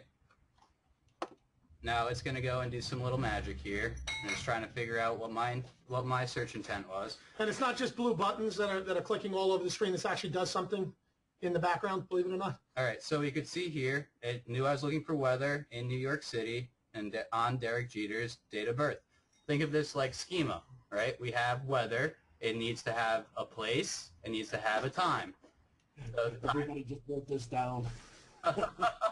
so we can now see what the weather, it knows it. The time range was the day of Wednesday, June 26, 1974. Temperature, we got the conditions, the relative humidity, the wind speed, et cetera, et cetera. And that's just a small sample of what it could do. It could do mathematics, words and linguistics, step-by-step solutions, people and history, culture and media, tons and tons and tons of stuff, but it's all based off of a knowledge graph. Knowledge graph. And if you guys haven't been, you guys are basically, if you haven't heard of knowledge graph when it comes to SEO and Google, then you've been living in a box somewhere, because they've been referring to it all over the place. Knowledge graph, knowledge graph, knowledge graph. And everybody's like, well, I don't really know what the hell that means. It means this.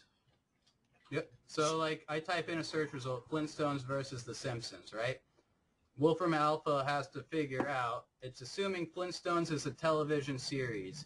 Use a movie instead. So, you know, it looked at the word Flintstones, looked at that entire group, and decided based on all the information we know about this term and all the little subgroups and modules, we're going to assume that Flintstones is a television series. We're probably also doing that because we're assuming that The Simpsons is a TV show, and it makes sense to compare TV show to TV show.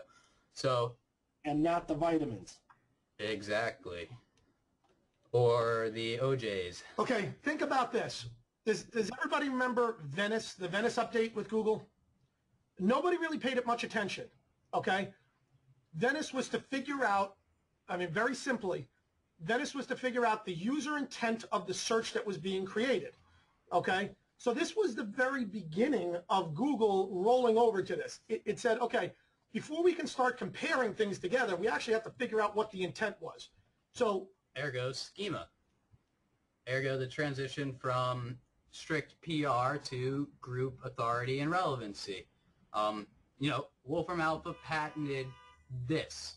They hold the patents to it. This is a strict set database of information, and each of it, you know, it's all scalable, and everything's declared with, you know, properties, and there's subgroups of groups of groups of groups. Everything meshes and comes together.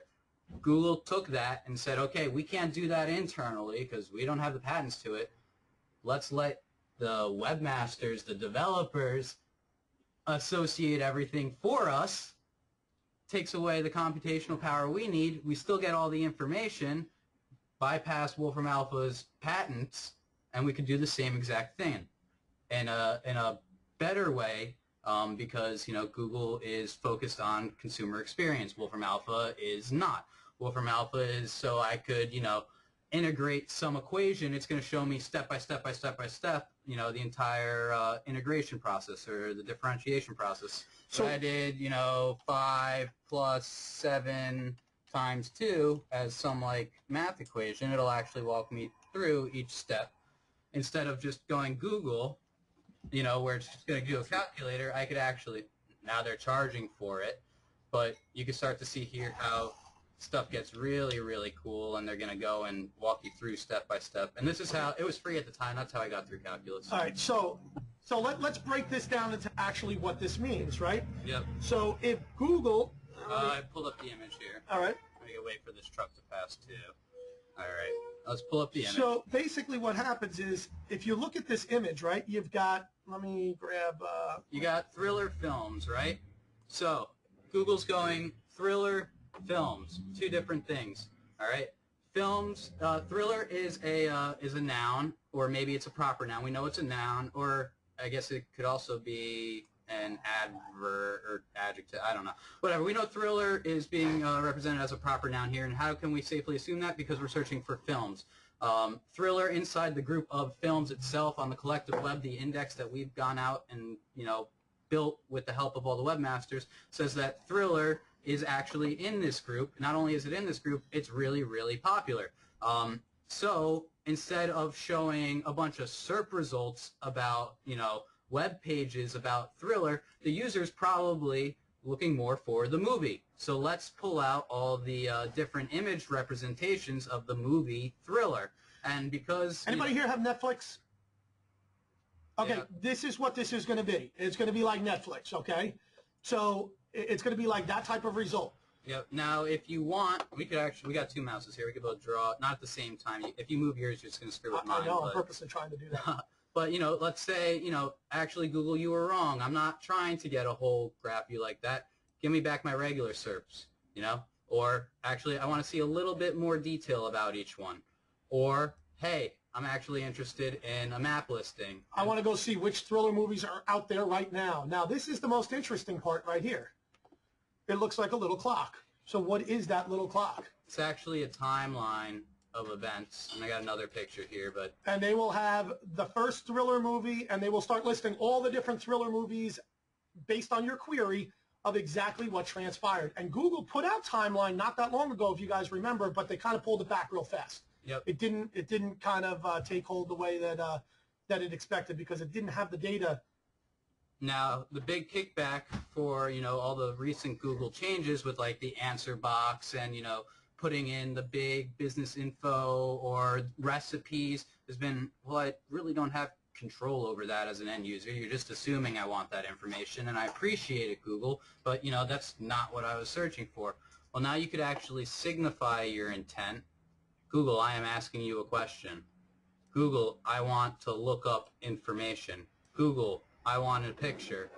Google, I'm looking for stores and businesses. And this is just a mock-up of what they can be doing in the future, but I would say with relative certainty that you could expect to see this rolled out in the next 2 to 3 years, Max. if not sooner. I mean, yeah, 2 to 3 years max.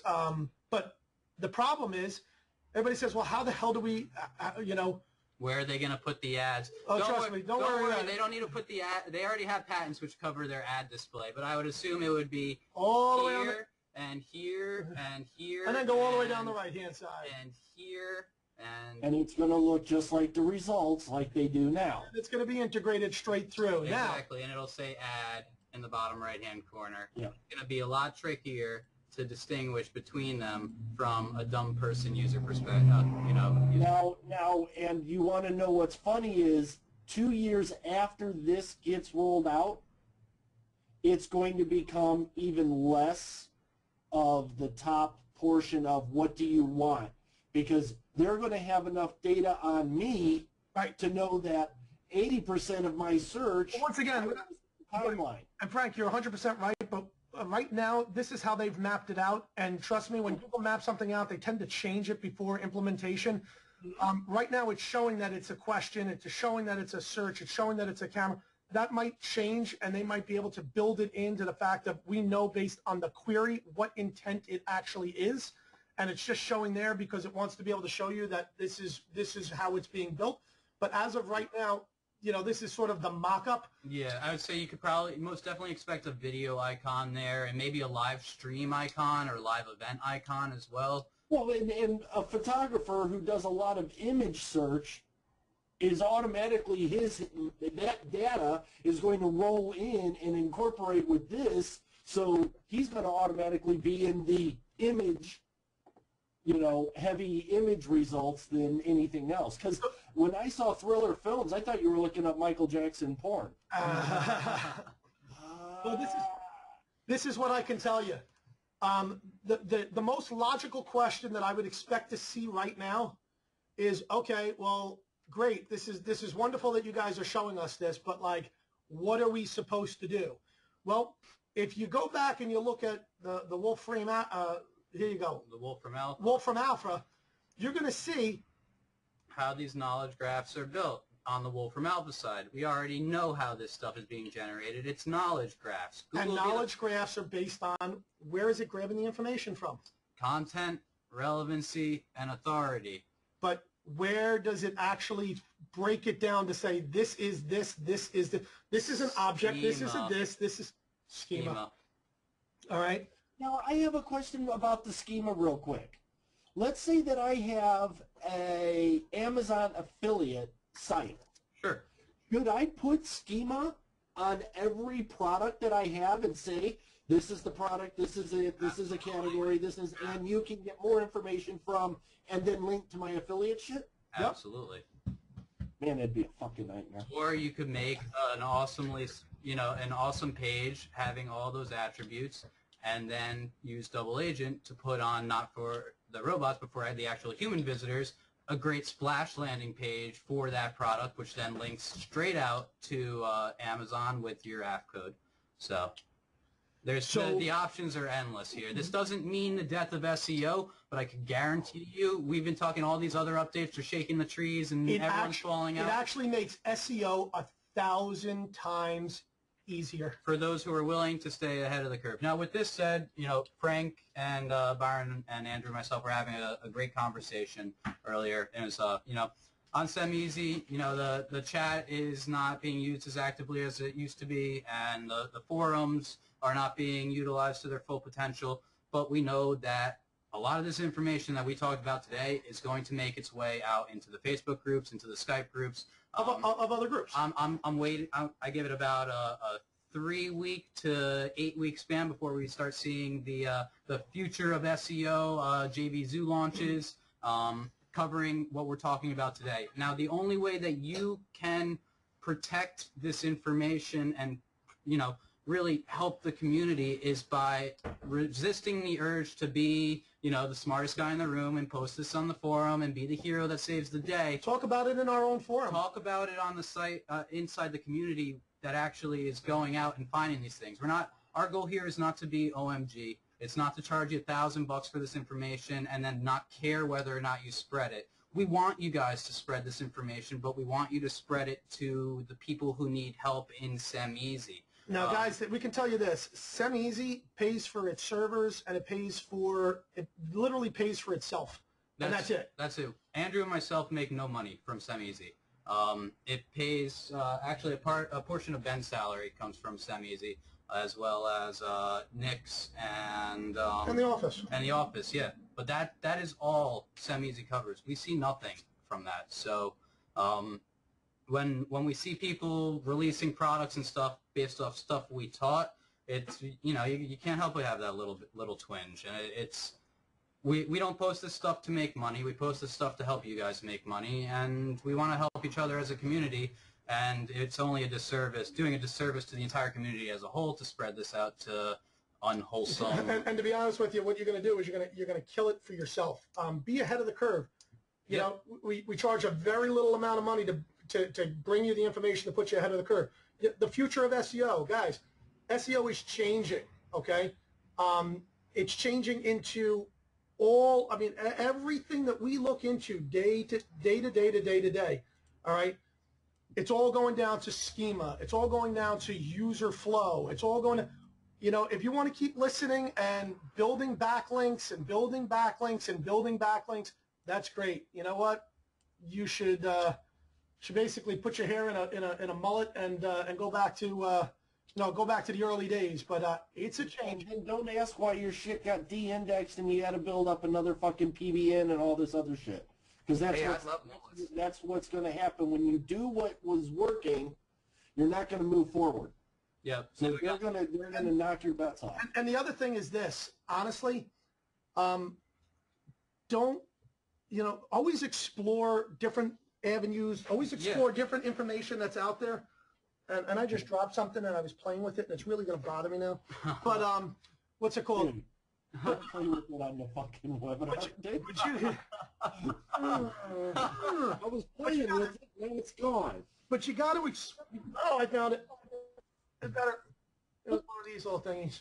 But you got to explore out different things out there because you got to always, be playing around with things.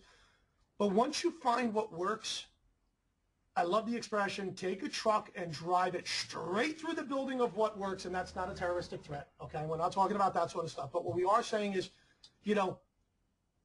we're looking literally at Google less than 2 months ago, putting out something saying, this is what's going to happen.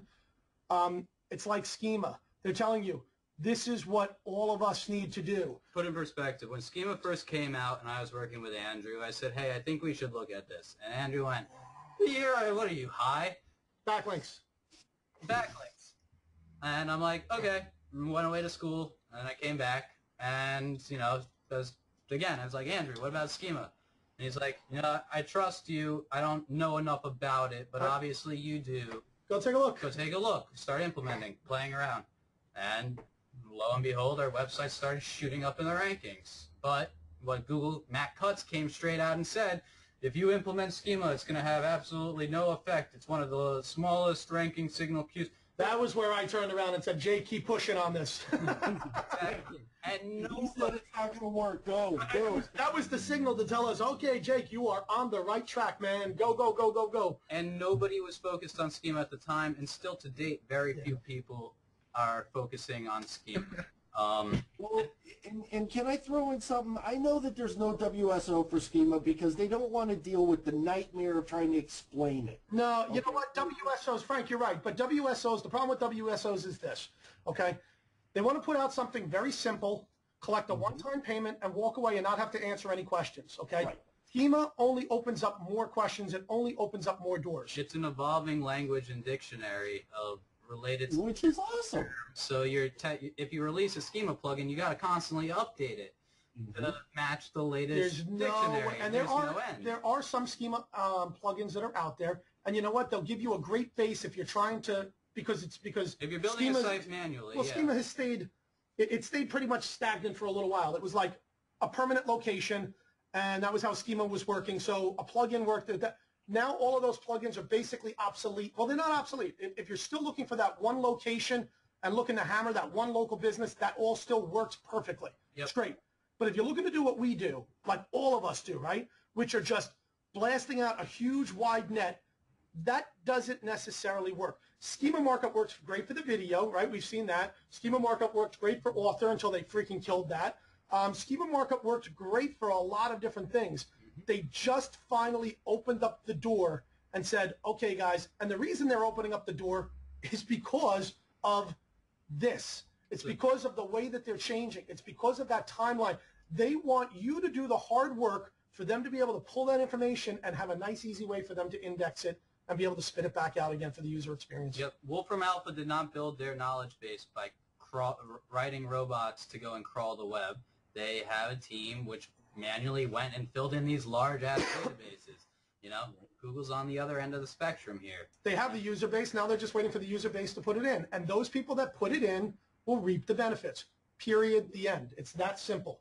Now, it's not just schema. Go ahead. I'm sorry. No, I was going to say it's not just schema, okay?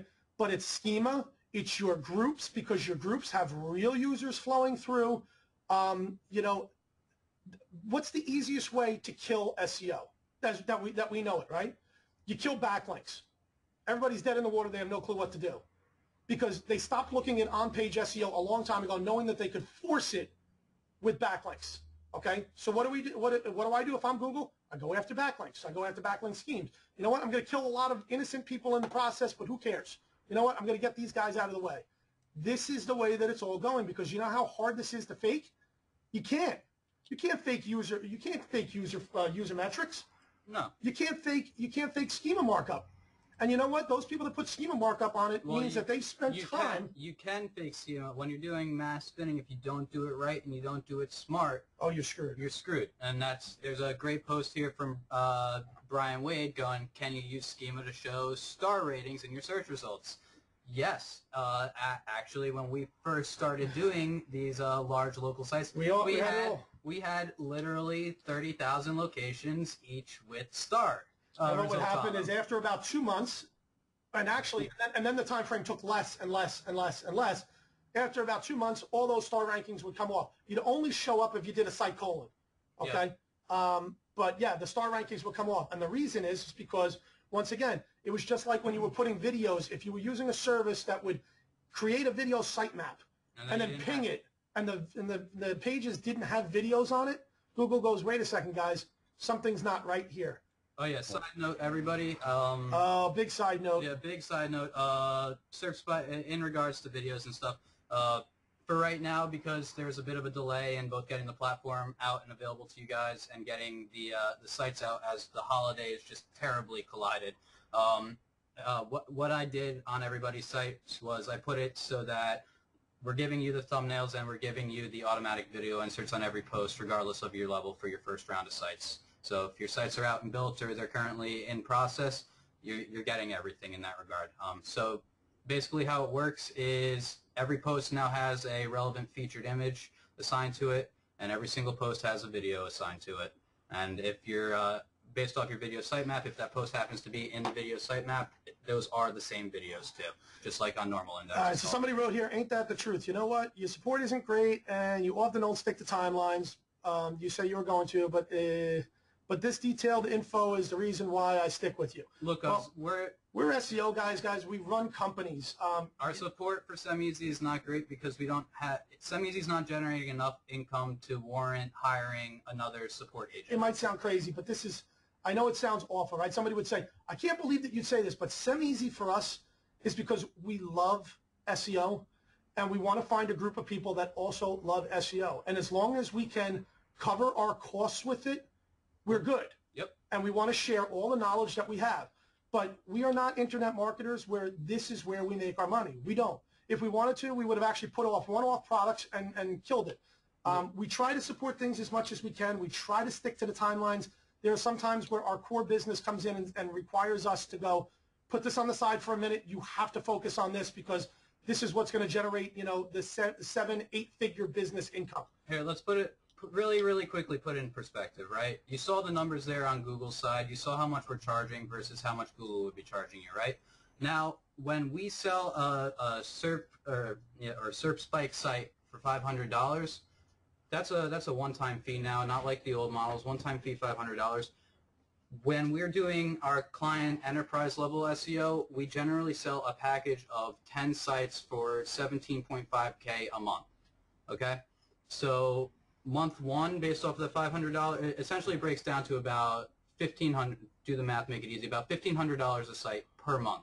We're charging $500 one time for the same service, so that you guys can turn around and sell it. And then when we get, like the small little complaints, like how do I track my rankings, or I don't know how to sell this, or I don't get it, blah, I'm frustrated. We want to help you. We really do.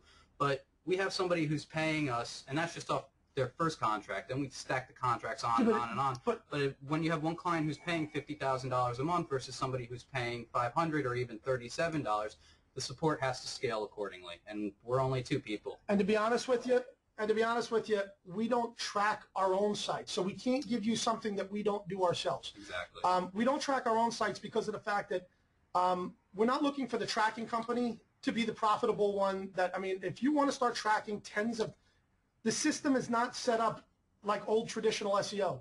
Where do I rank for this particular keyword? If that's what you're looking for, then go out and build a site manually for that one particular keyword and track it. Google's not going to give you, even in analytics when you're running AdWords, it's not going to say, these are all the SERPs that your ad showed up on. this was where you were ranked within the your competitors for the ad display. You know, Google does not show you that for every single particular SERP. And there's a reason why. Google deals with how many billions of searches a day?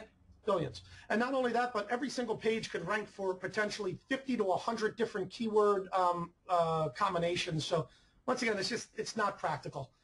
It's not what the system is set up for. This goes back to what I was saying earlier when we were all talking before the show. If everybody went from their Facebook groups where they're getting the same information from 5 different groups in little bits, and everybody who's paying for this was active in the forum, we would see what people are getting and doing and using in our forum actively today. You're seeing a huge spike in a Facebook group that had a WSO release, or it's a hot group today because of something that they gave away for free. But these guys aren't showing you numbers of what Google's going to charge you, what you can charge a client. I went to the forum, I posted something. I know that you guys are so busy that shooting support, I'm going to wait. So I went to the forum and I put it on there and I waited. Now, sadly, with the hundreds of people, I should have been able to get a response in a day or 2 or 3, but there was one response in 3 months from users that I was hoping I would get a community response to. And I'm not slamming anybody. We all run our businesses. But if we took 300 people and all answered one question a day on a particular niche that we're part of or something that we use, man, there would be so many freaking forum posts and such an active chain. And I just think that we're missing a lot of that community that we're all paying for. These once a week or once every 2 week webinars are awesome. Yeah, but they're literally if I want to know a plugin that works for schema, and if it's working with the website, damn it, I want somebody who's using it on their site to talk to me about it. Yeah, we have a couple thousand free members, and we have, I think now it's around 340. No, well, you know, you gotta. Those are the ones which are active that we had the special bonus. So I'm just doing the quick math on it. Off of active subscriptions alone, it's got to be around 600. Yep. And then there's like 340 that were paying the full the full discounted rate of 37, and then we had the 27 sale, and then we were originally, and there are actually still some people in there, don't know why, we're paying the $99. You know, when we first came out and launched, we were charging $99.97 a month for it. And I did see a post here from Steve saying, you know, you should raise the price of the membership. That's our goal is not to have a $200 group, because then we would feel bad. Like, we do feel bad when the ticket sits for longer than 4 hours, 5 hours. We feel really bad. But like I said, you know, we have to prioritize with our business. If we were charging $200, $300 a month for Seme Sy, then we would feel, you know, I wouldn't be able to sleep at night knowing that, you know, somebody has a support ticket out there that's waiting so long. But we got to take a look at it not like, all right, you should charge more and that way you could hire more people and do more support. We don't need more people. More people just, a support staff agent is really someone that Andrew and I need to train to learn SEO and our community and our system. Everybody here right now and everybody who has a Seme Sy membership knows our community. They know our system, and they may know something about our system that another member doesn't know, and that member knows something that they don't know. And they know SEO, and some people know it at the highest levels, and some people are, you know, starting out. I can tell you this. This is what we're going to wind up doing. We're going to create a Seme Sy VIP Facebook page, okay? Do that. And what we're going to do is we're going to base it on the amount of interaction within the forum. Those people that are most active, they get into the page. Those people that aren't active, they don't get into the page. All right, yeah, great idea.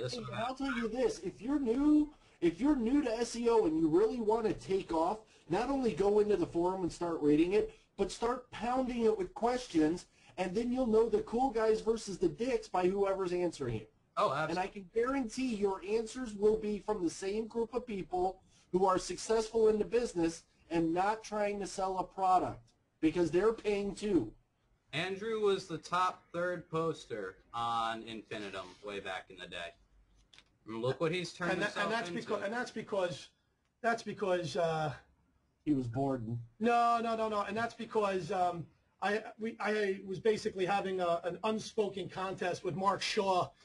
We were just trying to see how many questions, and we weren't posting like nonsense stuff. Like we would post real, ridiculous answers that were like right on spot. And like if you looked at both of our posts, it was like this, it was like this, and that was the reason why when I actually started Seme Sy, I was like, Mark, I want you in the community because Mark is like a wealth of information.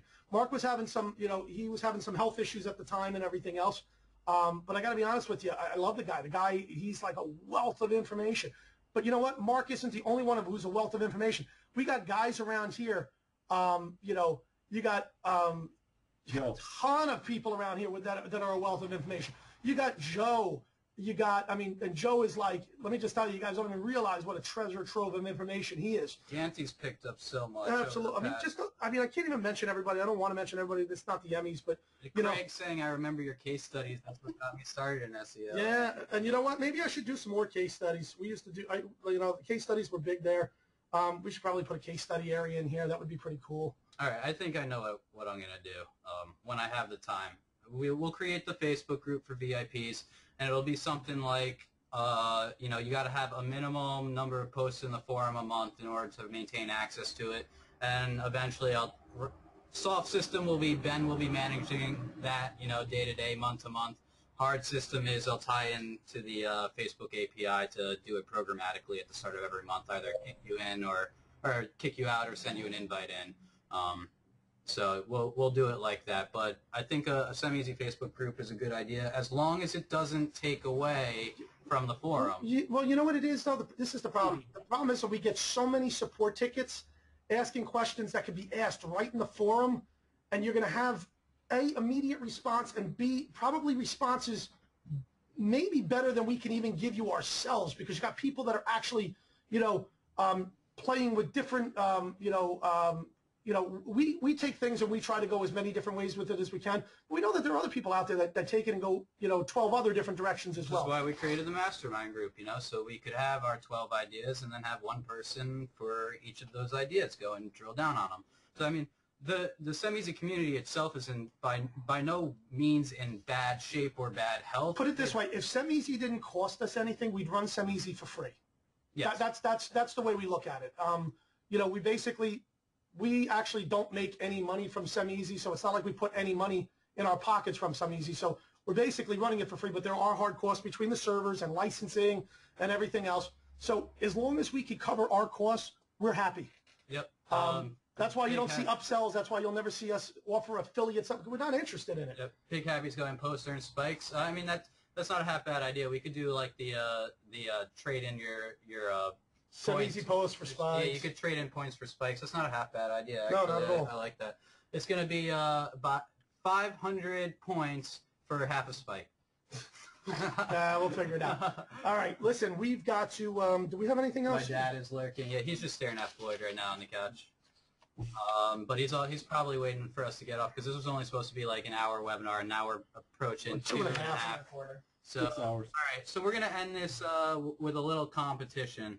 And we were going to do it as a competition between Byron, Frank, and Andrew and myself, but instead, I like your idea, Big Happy. Let's do it for spikes. So do it in the forum. Do it, yeah. We'll do it in the forum. Put it on Facebook or whatever. It's already ready to go on Facebook. It's already on Facebook. All right, we'll do it on Facebook. Ben, believe it or not, you can always delete it on Facebook. All right, we're gonna do this one on Facebook, and we're gonna pick the what we find to be either the funniest or most creative response will be the recipient of, what did we say? Was it 20 spikes? 20 spikes. So 20 spikes to whoever. So now, that means if you have a SERP Spike account, we'll just add 20 spikes, and if not, we'll get you an account and we'll add 20 spikes to it. Yep. All right. So you don't need to be in it to win it. All right, it is up on. It's going to be in Seme Sy. All right, so I can read it out real. It's going to be on Facebook Seme Sy. So the question is, and it's already online if you want to answer it, but feel free. We're not going to be choosing a winner. Based on speed. Yeah, it's not based on speed, and there's no limit to how many times you could answer it either. So here is the question. Many companies have mottos or slogans. You are to name a person or company relevant to SEO, marketing, internet, or technology, and tell what that person's motto might be. For example, you could say a company who got penalized by Google's motto. By A company who got penalized by Google's motto might be "Fuck Matt Cutts." It's a bad motto. All right, so what you got to do is you got to name the company, you got to explain what happened, and then you got to give the motto, just because of the fact that other people might not understand. And so, we realize that this is, kind of fun and goofy, but that is the whole purpose of it. Is it real companies or fake or both? real company. Yeah, a real company or person in the IT community, and either a slogan or a motto or a saying that they might have, and why. For instance, Seme Sy, when it absolutely positively is never going to make it there on time. Something like that. Seme Sy, 5 to 15 late. Frank Schwartz, because he doesn't give a fuck. Bing, second is better than none. Yahoo. Yahoo. Yahoo, we hired a chick, we thought it would matter. We hired a chick. She had boobs. So didn't help. So yeah, and it's this is completely subjective. So if we don't pick you, please don't feel bad. There's. Big Happy wants to know. It's not in the Spike group. It's in the Seme Sy group. Yeah, on the Seme Sy page, the basic page for Seme Sy. So go ahead and take your time or spam it. We don't really care. And I'll tell you what, guys, if you have any questions about today's webinar, then do me a favor. Jump in the forum. I will make it a point that every single day you will find me in the forums answering questions. Every single day. Probably at 3 o'clock in the morning. Hey, listen, I'm not going to tell you what time. I mean, shit. But every single day. But with that, guys, my voice is dying. I actually got to watch my Devils lose tonight. Yes. Who are they playing? I think they're playing the Canadians, I think. Edmonton? I'm not even sure. I'm just gonna go down there for the so we can scream Rangers suck even though they beat us. So that's why we go down. Let's face it. Well, the Rangers do suck, so you're. Regardless of who they're playing, the chant always jumps in their Rangers. And my son looks at me. He's like, actually, a real quick story. My little guy, who's 7 years old, and I just blew a rubber man. My 7-year-old, who was in kindergarten last year, had the greatest. He was 6 years old last year. Had the greatest kindergarten teacher. Actually, 2 years ago, he was 5 years old, and she was a huge Rangers fan. And because we brought him to games since he was basically an infant, all he would hear is, after we would score, you'd hear, "Hey, you suck." So every team that we played, in his mind, became the suck team. Now, we didn't realize that that's what was going on in his head, being the great parents that we are. So he goes into school and he says to his kindergarten teacher, who thank God was a hockey fan and a huge Rangers fan, he goes, "So do you like the Devils or do you like the suck team?" First day. So fortunately enough, she laughed and she sent us a message saying, "Oh my gosh, I love them."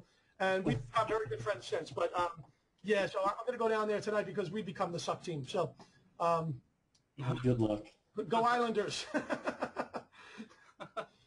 All right. So with that being said, guys, do we have anything? Yeah, if we want to scroll through questions here. Okay, where's the Facebook page located? Go to Facebook, do a search for Seme Sy. You will find us. /Seme Sy. Seme Sy Training, right? Yep, Seme Sy Training. Oh, no, I just typed in Sim. All right. Oh, and news about the SEO show. I just have to throw it in. 2 weeks, we're going to be live from Vegas at the Affiliate Summit West show. And the week after that, one of us is going to be at the NAMM show. So we're getting around. The NAMM show? Sure you want to be broadcasting? It's a music convention thing. Sure. Like instruments and Sure. yeah. What does it have to do with SEO? The funny part is you can get a NAMM membership for being an SEO guy for music industry, whether it's somebody who teaches lessons or Marshall. And there is an actual online category for SEO guys that you in $275 a year, I think. yeah, like I'm going for my web company representing, you know, like SEO and like clients and stuff. You got to rep it. And we got to get the damn shirt to you so you can rep the SEO show. Dude, I'll rep it. And I'll be getting my Seme tattoo as soon as Ben sends the money to the tattoo artist. Here, I got mine. Check. Oh, no, I'm kidding. All right, guys. With that, we're gonna wrap it up. All right, 2.5 hours, I think we're and good. we have we only lost 10 people the entire time. Wow, Not bad. not bad at all. Not bad at all. So And those 10 people just went and tried to implement part of what they heard, and we'll see them next week. We'll see the WSO tomorrow. All right. Alrighty, guys. Thank you very much. Appreciate everyone sticking around as always. See you guys. Peace out. Later. You guys have fun. Thanks, guys.